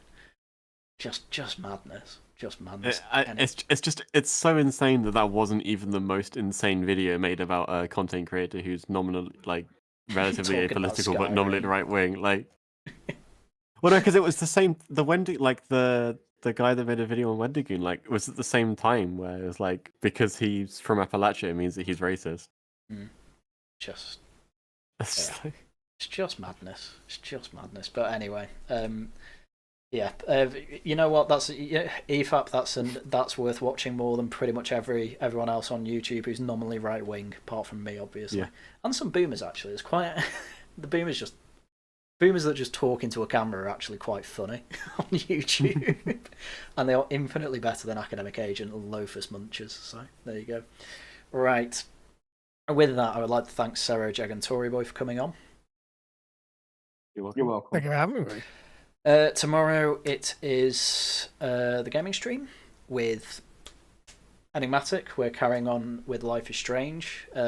Obviously, I really need a new game to play soon, otherwise I get to choose one. I don't know which I'm going to choose.